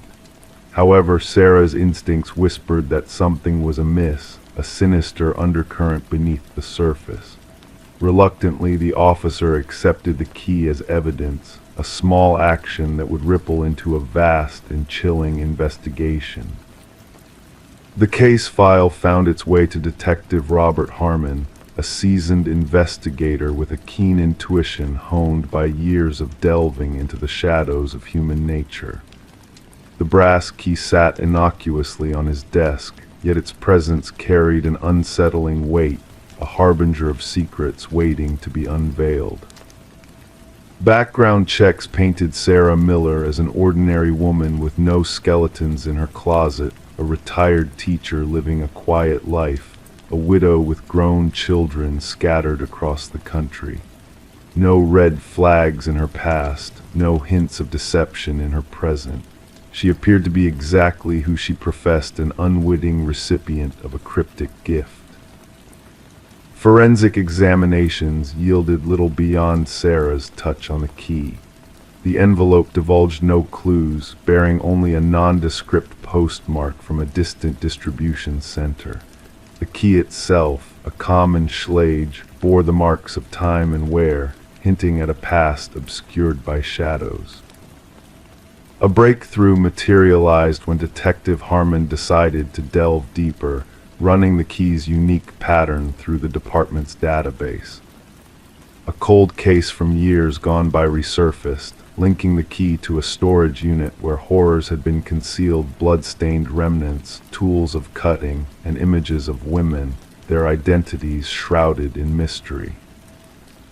The original investigation had hit a dead end, lacking the evidence needed to unmask the perpetrator. But now the key had unlocked a door to the past, leading the investigators down a macabre path of discovery. The photographs of 5 women, 3 of whom had vanished without a trace, cast a chilling shadow over the case. Sarah, when confronted with the haunting images, recognized none of the faces staring back at her. With each passing day, her unease grew, prompting her to fortify her home with new locks and security measures. The unanswered question loomed large: why had this key found its way to her? As the investigation gathered momentum, a fresh analysis of the evidence breathed new life into the case. A partial DNA match led the investigators to Harold Jenkins, a former neighbor of Sarah's who had slipped away into the shadows years ago. His connection to the key sent shivers down their spines. Jenkins, a man of elusive past and enigmatic ways, had roamed the periphery of Sarah's life, leaving no discernible trace in his wake. The pieces of the puzzle began to coalesce: his proximity to Sarah, his hidden history, his insidious intentions slowly coming to light. The search for Jenkins intensified, revealing a trail of breadcrumbs deliberately erased: no renewals, no financial footprints, no digital echoes. His existence seemed to be a carefully crafted illusion, a facade masking a malevolent truth. The horror deepened as authorities unearthed a hidden chamber beneath a cabin linked to Jenkins, a chamber lined with rows of brass keys, each bearing a name and a date, a grim testament to lives interwoven with tragedy. The keys unveiled a chilling revelation of victims unknown, their stories lost to the annals of time. Beneath the cabin's floorboards lay the remnants of unspeakable acts, a graveyard of horrors concealed from the world. The excavation unfolded, unearthing the grim reality that had festered in the shadows for far too long.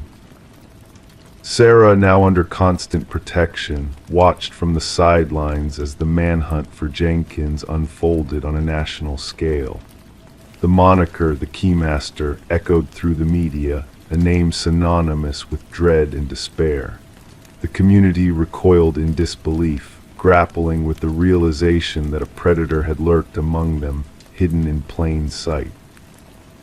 The pursuit of Jenkins led to a final, harrowing confrontation, a standoff culminating in tragedy. In the desolate wilderness, the man behind the terror chose to meet his end rather than face justice.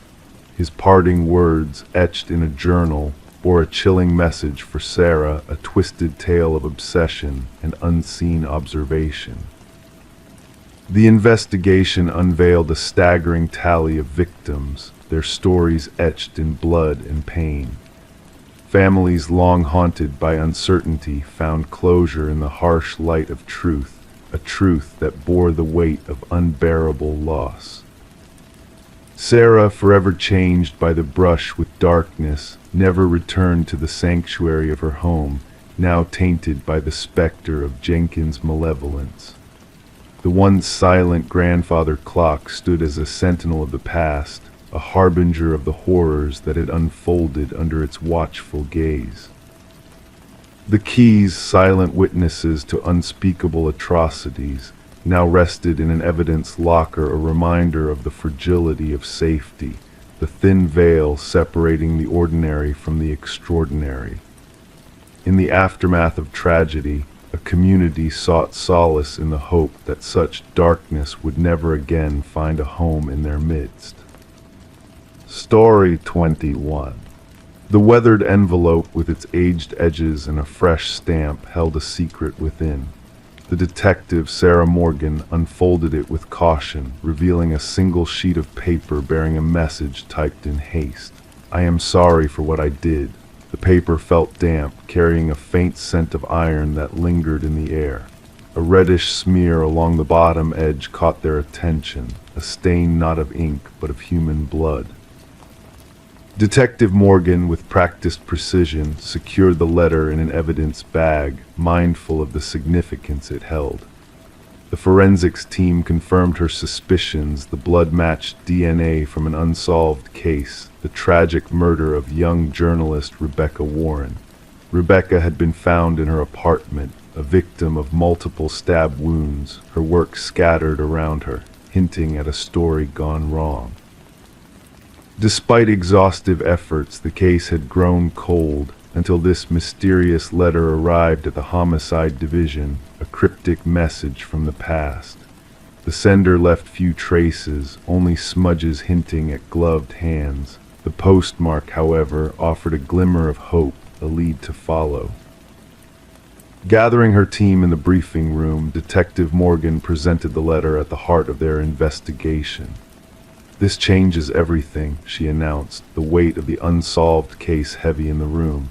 Detective James Chen, her steadfast partner, raised a counterpoint, suggesting the letter could be a clever ruse, a theatrical ploy to mislead them. The unique typewriter patterns led the forensics team on a path to a bygone model, a rare find with a haunting legacy.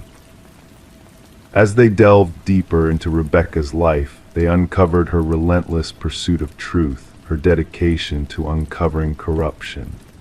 Her latest assignment, entangled with a wealthy family's secrets, hinted at motives for her tragic end. Interviews with those close to Rebecca unveiled whispers of shadows following her, unseen dangers lurking in the darkness. A second letter arrived, echoing the first with its cryptic message and chilling content. The investigation led them to the grand mansion of the deceased patriarch, a place steeped in opulence and deception. The eldest son, Richard, exuded a polished facade, his secrets hidden behind a veil of propriety. Clues emerged, linking him to the crime through a web of deceit and betrayal. The youngest daughter, Eleanor, held a key to the truth, her stationery revealing a connection that unraveled the carefully constructed facade.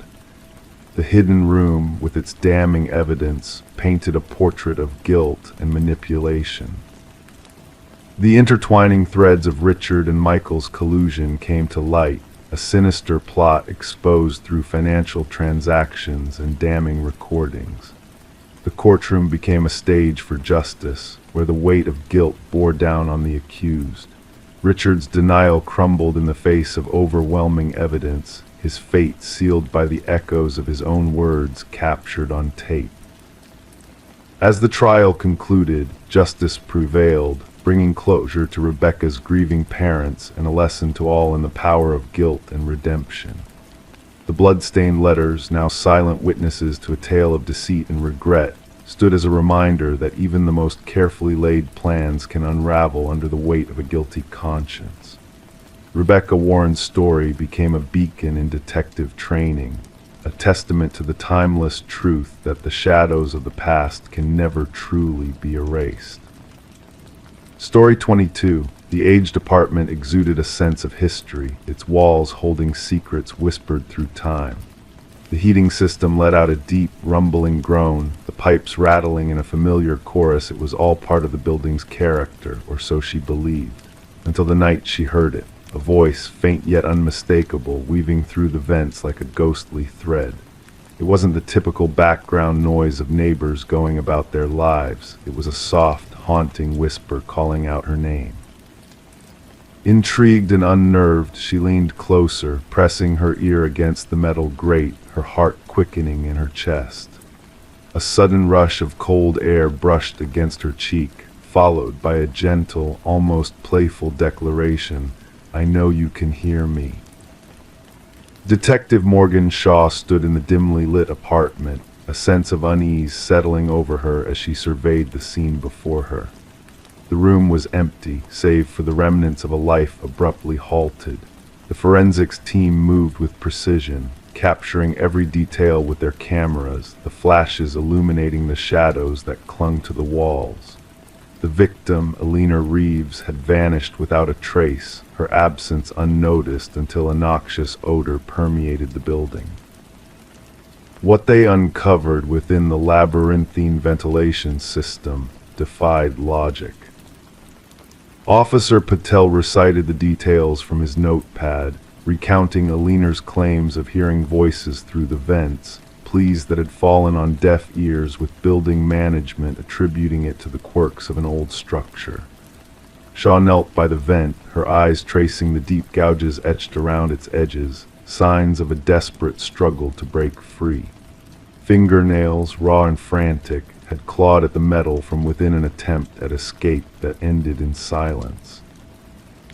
Alina had been a beloved figure, a teacher known for her kindness and green thumb, her absence casting a shadow over the community she had nurtured. Her apartment told a story of a life interrupted, a neatly made bed, a forgotten coffee mug in the sink, a chair positioned beneath the vent as if waiting for a visitor that never arrived. As the investigation unfolded, unsettling revelations came to light. Fibers from Alina's clothing entwined in the vent grating, a foreign fingerprint on the inside of the cover, and haunting audio recordings retrieved from her phone.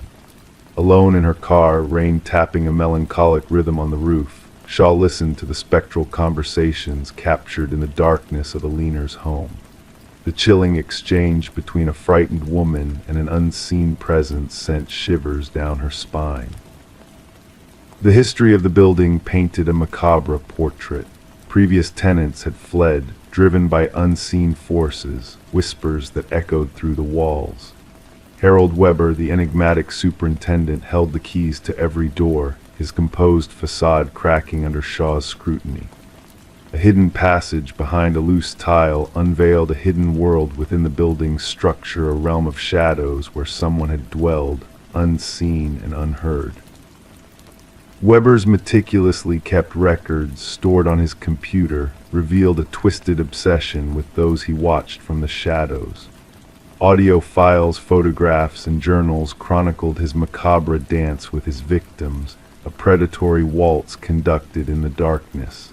A storage unit unveiled a trove of mementos, a shrine to his twisted connections with those he had ensnared. Captured in the dead of night, Weber's serene demeanor belied the darkness that lurked within him. His words carried a chilling certainty, a belief in a malevolent entity that spoke through him, a conduit for the building's secrets. Alina's fate, suffocated in the metallic embrace of the ventilation system, was a grim testament to the horrors that had unfolded within the building's walls.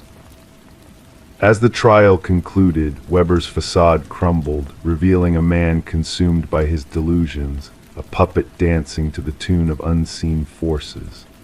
The jury's verdict echoed through the courtroom, sealing his fate as a harbinger of terror.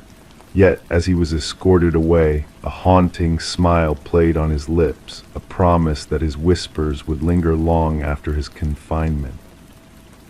The apartment building now stands as a monument to the shadows that dwell within its walls. Despite attempts to erase the stains of the past, echoes of voices linger in the vents, whispers that defy explanation. The residents, wary of the building's dark legacy, listen to the groans of the heating system, the rattling of pipes, seeking solace in the mundane explanations they offer. But deep down, they know the building remembers, and the whispers never truly fade into silence. Story 23, the Polaroid lay nestled among a trove of memories, capturing a birthday celebration frozen in time. Faces beamed with joy, candles flickering innocently in the background. But when Sarah Winters unearthed the old photos from her mother's attic, a chilling discovery awaited. Amidst the familiar faces, a subtle presence lingered in the shadows. A man, a stranger, standing just beyond the radiant glow of the candles, his features obscured by darkness. No one recognized him, yet in each photo he drew closer, an unsettling progression that sent shivers down Sarah's spine. The collection, labeled Memories, should have been a comforting relic of happier days. Instead, it unraveled a haunting mystery that defied logic. In the first photo, he was a mere silhouette on the periphery, a silent observer during her childhood birthday party. As the snapshots unfolded, he insidiously crept closer, moving from the fringes to the heart of the gatherings, unnoticed by all but the lens capturing the scene.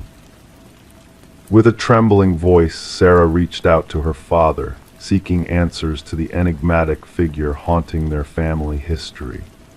His initial disbelief gave way to uneasy recognition as he too failed to place the mysterious man in the photos. Detective Marcus Reed, a seasoned investigator, delved into the enigma laid before him, rain tapping against the precinct windows like a somber melody. As Sarah laid out the evidence before him, the detective's scrutiny deepened. The figure's calculated progression through the photos painted a sinister narrative, a phantom presence weaving through cherished memories. Despite exhaustive inquiries, no one could recall the man's presence at the gatherings. Facial recognition software faltered, his identity veiled with unsettling precision. Yet the mystery only deepened as Sarah uncovered more photos, each unveiling the shadowy figure lurking in the background of different family events.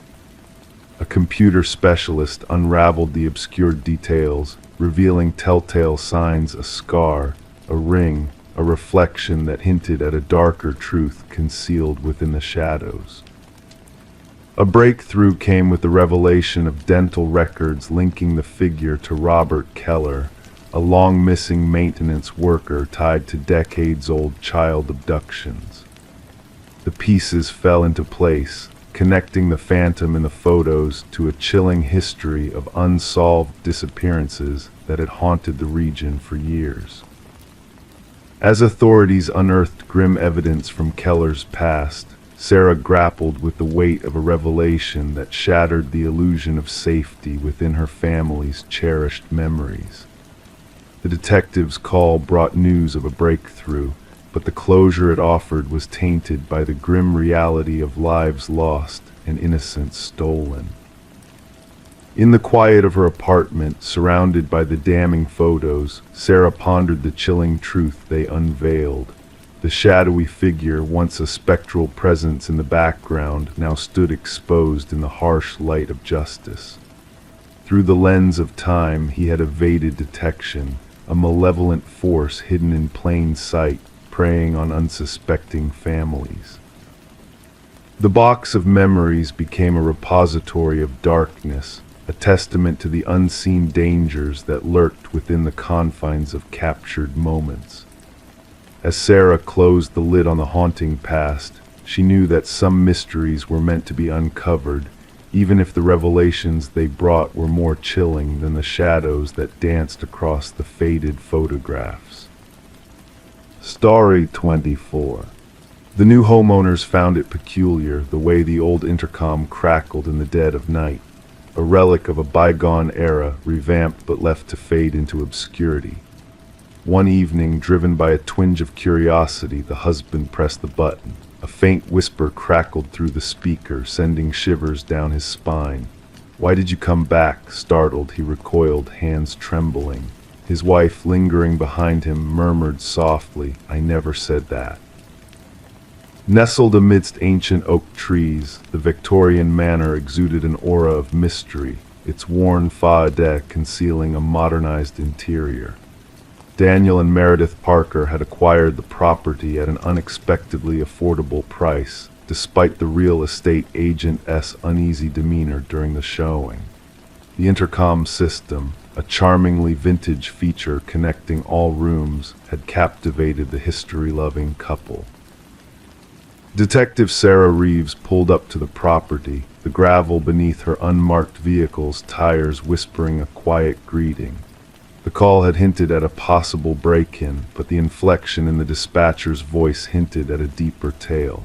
Daniel Parker, a tall figure with a pallid complexion, welcomed her at the entrance, the dim porch light emphasizing his unease. It all began with the intercom, he recounted, leading Detective Reeves into the grand foyer. First just static, then whispers, and eventually full sentences. My wife thought I was imagining things until she heard it too. In the living room, Meredith sat stiffly on an antique sofa, her hands clutching a steaming mug left untouched. We uncovered something hidden behind the wall, she disclosed abruptly. Daniel wanted to expand the kitchen pantry, and when he tore down the drywall, her voice wavered. Concealed behind the wall, wrapped in decaying plastic, was a small leather-bound journal. Detective Reeves donned gloves before delicately flipping through its brittle pages. The script, eloquent yet frantic, belonged to a woman named Alina, the presumed previous owner. The entries chronicled her mounting suspicion that her husband, Vincent, harbored ill intentions towards her. The last entry dates back 30 years, Daniel clarified. After that, silence. The previous owners mentioned they purchased the house from an elderly man who had moved to a retirement community. Further investigation unveiled that Vincent and Alina Blackwood had indeed once owned the house. Records indicated that Vincent had sold the property shortly after Alina allegedly departed. No divorce proceedings had been initiated, no change of address, no financial activities under Alina's name post the final journal entry. Detective Reeves mobilized a team to meticulously scrutinize the property. Ground-penetrating radar exposed anomalies beneath the garden shed's concrete foundation. As investigators breached the aged concrete, the truth unfurled in the form of human remains. Forensic analysis confirmed the skeleton belonged to a woman in her 40s, displaying signs of blunt force trauma to the skull. Among the remains lay a gold wedding band inscribed with the words, "To Alina, my eternal love." The case against Vincent Blackwood swiftly accrued evidence. Now elderly and residing in a care facility, he comprehended the gravity of the charges levied against him. Confronted with the proof, his response sent chills down even the seasoned detective's spine. "She wouldn't cease her chatter," Vincent uttered, his voice eerily composed. "Always prattling through that cursed intercom, monitoring me, interrogating me. I disconnected it, but she reconnected it herself. Insisted on always being able to reach me, regardless of my location in the house." His vacant gaze met theirs. I craved silence. During his confession, Vincent divulged how he meticulously crafted the narrative of Alina abandoning him, even dispatching postcards to neighbors from various locales, inscribed in forged penmanship. For years following, he resided in the house, treading daily over the concrete concealing his wife's remains. The trial concluded swiftly, with Vincent pleading guilty to murder. The presiding judge remarked upon the premeditated nature of the crime and the decades-long web of deceit that ensued. Unable to endure the weight of its sinister past, Daniel and Meredith eventually sold the house. Before departing, they held a solemn memorial for Alina in the now-restored garden, post the investigation. The intercom system was dismantled during renovations by the subsequent owners. Workers reported hearing static and whispers during the removal process, attributing it to interference from their tools. Detective Reeves revisited the Blackwood case file one final time before its archival. As she sealed the manila folder, she pondered how the house itself had seemingly transcended time to unveil its hidden truth. Justice had at last caught up with Vincent Blackwood, courtesy of Alina's ingenuity in making herself heard. Among local law enforcement, the case became known as the house that answered back. Occasionally, as Detective Reeves drove past the property on her way home, She'd slowed down, the window cracked open slightly, attuned to whispers carried on the breeze. Story 25. The ancient house had stood silent and empty for countless years, a relic of forgotten memories and untold secrets. Whispers from the neighbors hinted that no soul had dwelled within its walls since the young woman vanished without a trace. The arrival of new tenants stirred the stagnant air, unveiling a chilling mystery that had long been shrouded in darkness. As they ventured inside, a sense of unease crept over them, for they discovered the bedroom tightly sealed from within. With effort, they forced open the stubborn door, revealing a scene frozen in time. The room exhaled a heavy breath of neglect, the atmosphere thick with the weight of neglect and time. Yet amidst the stillness, something felt amiss. The bed lay neatly made, the mirror polished to a gleam. A lone candle stood as a silent sentinel, its wax reduced to a mere whisper of its former self, frozen in time like tears turned to ice. And there on the desk, a notebook lay open, its pages adorned with fresh ink that seemed to glisten in the dim light. Detective Morgan sifted through the pages, each stroke of the pen bearing the mark of Elise Winters, a young woman of 26 who had vanished into the night, leaving behind a haunting trail of words etched in ink. Her meticulous handwriting danced across the pages until the final entry, where the ink pressed deeper, revealing a sense of urgency and fear. "I know he's watching me tonight," the final words echoed off the walls. "The same car circles like a vulture. I've reached out for aid, but my cries fall on deaf ears. If fate should befall me, know that it was no happenstance." The notebook was carefully placed into an evidence bag, sealing away the echoes of a voice long gone. The room hummed with a hushed tension, a blend of dust and an elusive chemical scent that lingered like a ghostly whisper. The landlord, a specter of unease, lingered in the doorway, his face drained of color. "I swear we combed every corner before offering it up for habitation," his voice trembled. "That door should never have been locked." Elise, once a diligent paralegal at Harriman and Associates, a prestigious entity entwined in corporate shadows, had unraveled a tangled web of deceit in the days leading to her disappearance. Her colleagues spoke of late hours, of secrets unearthed in the depths of Westridge's clandestine dealings. Photographs captured her essence, auburn locks framing serious eyes, a facade of professionalism that masked a simmering unease. The pieces of the puzzle seemed too neat, too precise, for her vanishing act to be mere chance. The bedroom held no answers, no traces of violence or struggle. It stood frozen in time, a portrait of a life interrupted, a story left incomplete. The candle on the desk stood as a silent witness, its unscented wax a testament to forgotten moments. Forensic experts combed the room, unearthing fragments of the past in the form of aged fingerprints. An intriguing absence lingered, the doorknob wiped clean, the windows devoid of a trace. The search led them to a hidden compartment beneath a loose floorboard, revealing a key and a flash drive. The key unlocked a cryptic safe deposit box, concealing a trove of incriminating evidence linking Westridge Pharmaceuticals to a web of corruption.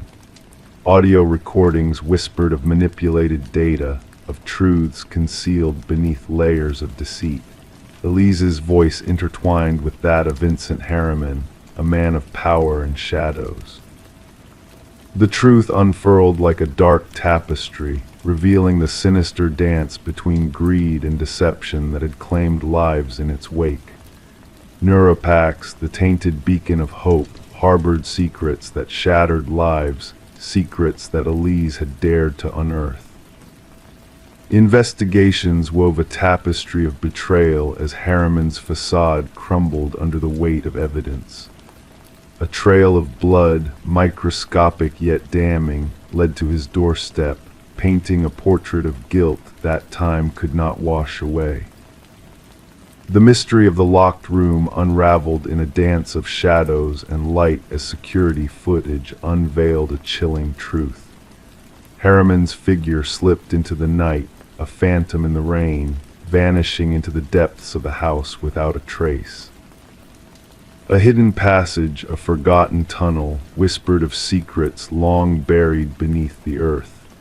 In the heart of the bedroom closet, a portal to darkness beckoned, connecting the past to the present in a silent dance of revelation. Harriman's arrest marked the end of a chapter stained in blood and betrayal. His protests of innocence crumbled beneath the weight of Elise's unspoken testimony, captured in a moment of terror that echoed through time. The courtroom bore witness to justice served, to a truth unveiled in shadows. Elise's mother stood tall, her voice a beacon of defiance against the darkness that had claimed her daughter. The room once locked now stood as a testament to courage and sacrifice. The house, a silent sentinel of forgotten tales, remained untouched by the hands of time. Its secrets whispered in the night, a haunting melody that echoed through the streets. The light in the upstairs window flickered, a ghostly reminder of a woman who had dared to defy the shadows. Justice found its way to Elise Winters, not in life but in the legacy she left behind. The room she never truly left became her final testament, a silent witness to the darkness that lurked within the hearts of men. And as the house stood in silence, its walls whispered of a truth that could not be erased. Story 26. The tale begins in a costume shop on the verge of closure, where old treasures awaited new owners. Amidst the dusty shelves, a woman's hand reached out and grasped a mask, its delicate features both enchanting and eerily lifelike. As she placed it on the counter, the cashier hesitated, a flicker of unease crossing his face. "That's not ours," he muttered, a hint of fear in his voice. Perplexed, the woman glanced at the mask, only to find it devoid of any identifying tag. With a nonchalant shrug, she decided to bring it home with her. That fateful night, a soft, rustling sound stirred her from her slumber, a whisper of fabric shifting through the darkness. Startled, she turned to her nightstand, where the mask now sat, facing her with an unsettling presence. The woman known as Catherine Reed was later discovered by her concerned neighbor. The front door stood ajar, inviting the gentle morning light to pierce the shadows within. What awaited inside was a scene that would perplex investigators for years to come. Catherine lay lifeless on her bedroom floor, the mysterious mask nowhere to be found. Detective Morgan arrived at the scene, where forensics worked diligently to capture every detail. The rhythmic click of shutters accompanied the hushed voices of the investigative team. "No signs of forced entry," noted an officer as he jotted down observations. The detective's keen eyes scanned the room, absorbing each subtle nuance. A partially open drawer, a lipstick-stained water glass, a facade of normalcy shattered by the presence of a life abruptly ended. The medical examiner, his expression grave, knelt beside Catherine's still form. "Cause of death unclear at first glance," he murmured. "No visible wounds, no signs of struggle." Gesturing towards her face, he pointed out the frozen mask of terror etched upon her features. The detective, crouching beside him, whispered softly. Something frightened her to her very core. Catherine had led a quiet existence as an art appraiser, renowned for her discerning eye and unwavering dedication to authenticity. Colleagues spoke of her keen ability to detect even the subtlest of discrepancies. She could spot a forgery from a mile away, reminisced her boss during questioning. The detective pondered whether this very talent had inadvertently sealed her tragic fate. Footage from the costume shop unearthed a puzzling revelation. The cashier's baffled reaction to the mask was captured on tape, prompting further inquiry. The shop owner, visibly distressed, revealed the mask's sudden appearance during a clearance sale, its origins shrouded in mystery. "We never stocked such an item," he confessed, a tremor of anxiety in his voice. Pressed for details, he reluctantly divulged unsettling truths regarding items procured from a deceased collector's estate sale, where peculiar occurrences were not uncommon. A breakthrough emerged when microscopic fibers were discovered clutched within Catherine's fingertips. She grasped onto something, the lab technician explained. These fibers are unlike any modern material composed of human hair intertwined with an unidentified organic substance defying identification. The investigation unraveled a web of similar deaths spanning decades, each victim linked by the acquisition of an enigmatic mask, their faces etched with unbridled terror. A retired detective, once involved in a parallel case, shared a chilling revelation. Across a dimly lit room, he slid a weathered file towards the current investigator. Written within each mask, concealed behind its lining, were ancient symbols, he disclosed. A scholar posited their connection to a ritual entailing the transference of souls. A pivotal moment arose when a hidden journal was unearthed within Catherine's residence, detailing her descent into a realm of malevolent forces. Her final entry chronicled a sense of being watched, a looming presence within her home, and her grim realization of the mask's sinister purpose. The detective meticulously pieced together the evidence, the enigmatic fibers, Catherine's harrowing findings, and the pattern of inexplicable deaths. The cause of Catherine's demise was ultimately determined to be cardiac arrest induced by sheer terror. What unfathomable horror could prompt such a fatal reaction? The investigation took a macabre turn when surveillance footage unveiled a figure departing Catherine's abode, adorned with what appeared to be the elusive mask. Mirroring Catherine's gait but moving with an unnatural stiffness, the figure left a trail of dread in its wake. Despite a search for the missing mask, it remained elusive, resurfacing months later in a vintage shop across the nation, already sold to an unknown buyer. The case remained unresolved, shrouded in an aura of mystery. The detective safeguarded Catherine's journal as a testament to a truth too bizarre for official records. In the stillness of night, she would awaken with a jolt, a sensation of unseen eyes upon her. Securing her surroundings, she fought to suppress thoughts of the malevolent mask, destined to seek out its next unwitting host. An ancient cycle spanning centuries of a vessel hungry for souls, perpetuating an unending legacy of terror. The mask lingered in the shadows, awaiting its inevitable rediscovery. And when that moment arrived, a new victim would awaken to the haunting presence of empty eye sockets fixed upon them, a sinister entity yearning for the essence that dwelled behind their gaze. Story 27, The Tale Unveiled. The new residents initially dismissed it as mere peeling wallpaper, a minor imperfection in their quaint Victorian-era home. But as Michael and Sarah Klein delicately removed the layers, a chilling narrative began to unfold. Inked onto the exposed wall, repeated endlessly, was a single name: Alina Winters.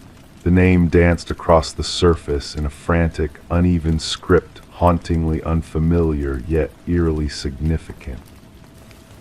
Intrigued by the mysterious discovery, the couple delved deeper into the enigma that lay hidden within their new abode.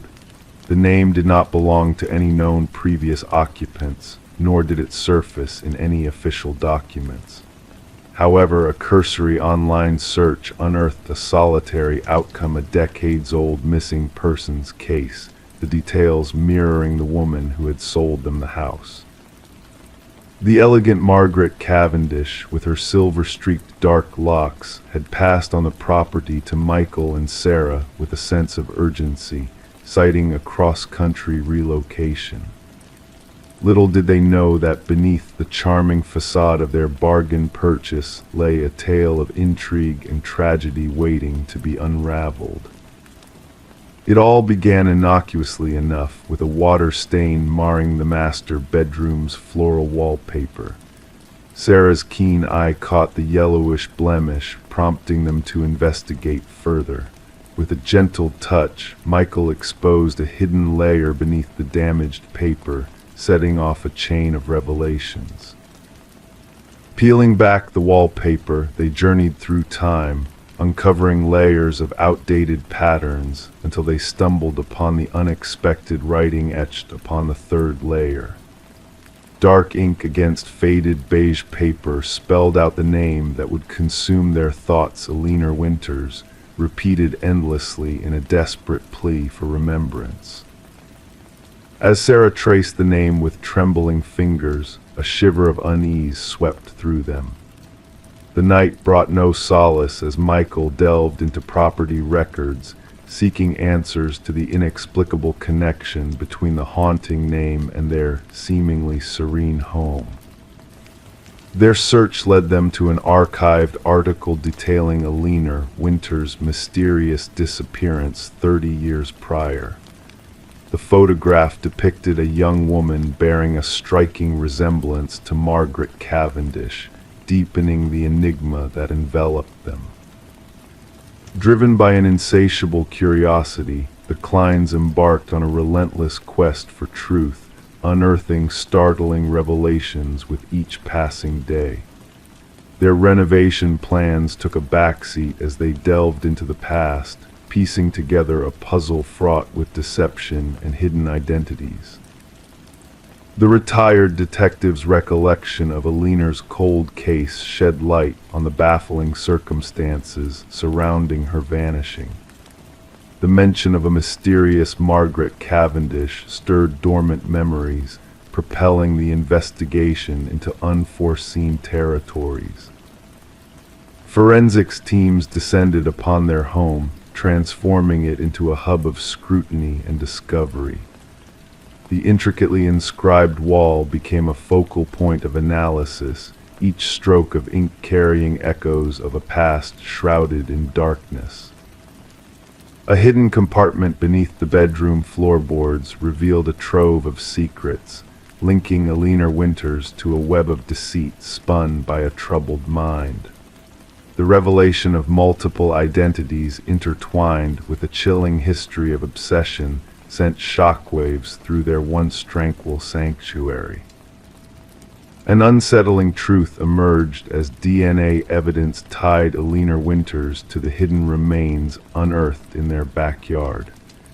The fragmented pieces of the puzzle began to coalesce, painting a portrait of a disturbed soul seeking refuge in a labyrinth of falsehoods.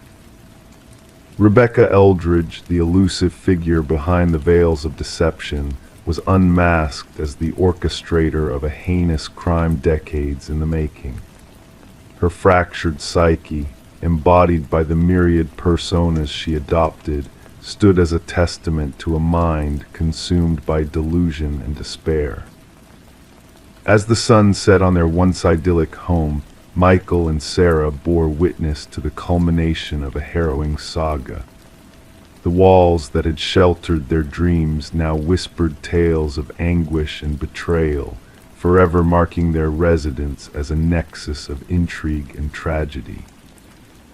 In the quiet of the night, as shadows danced upon the walls, the echoes of Alina Winters' name lingered, a haunting reminder of a life lost and a soul forever entwined with the fabric of their reality. And as sleep beckoned, enveloping them in its soothing embrace, the mysteries of the past gently faded into the realm of dreams, where secrets lie dormant and the truth remains veiled in the mists of time.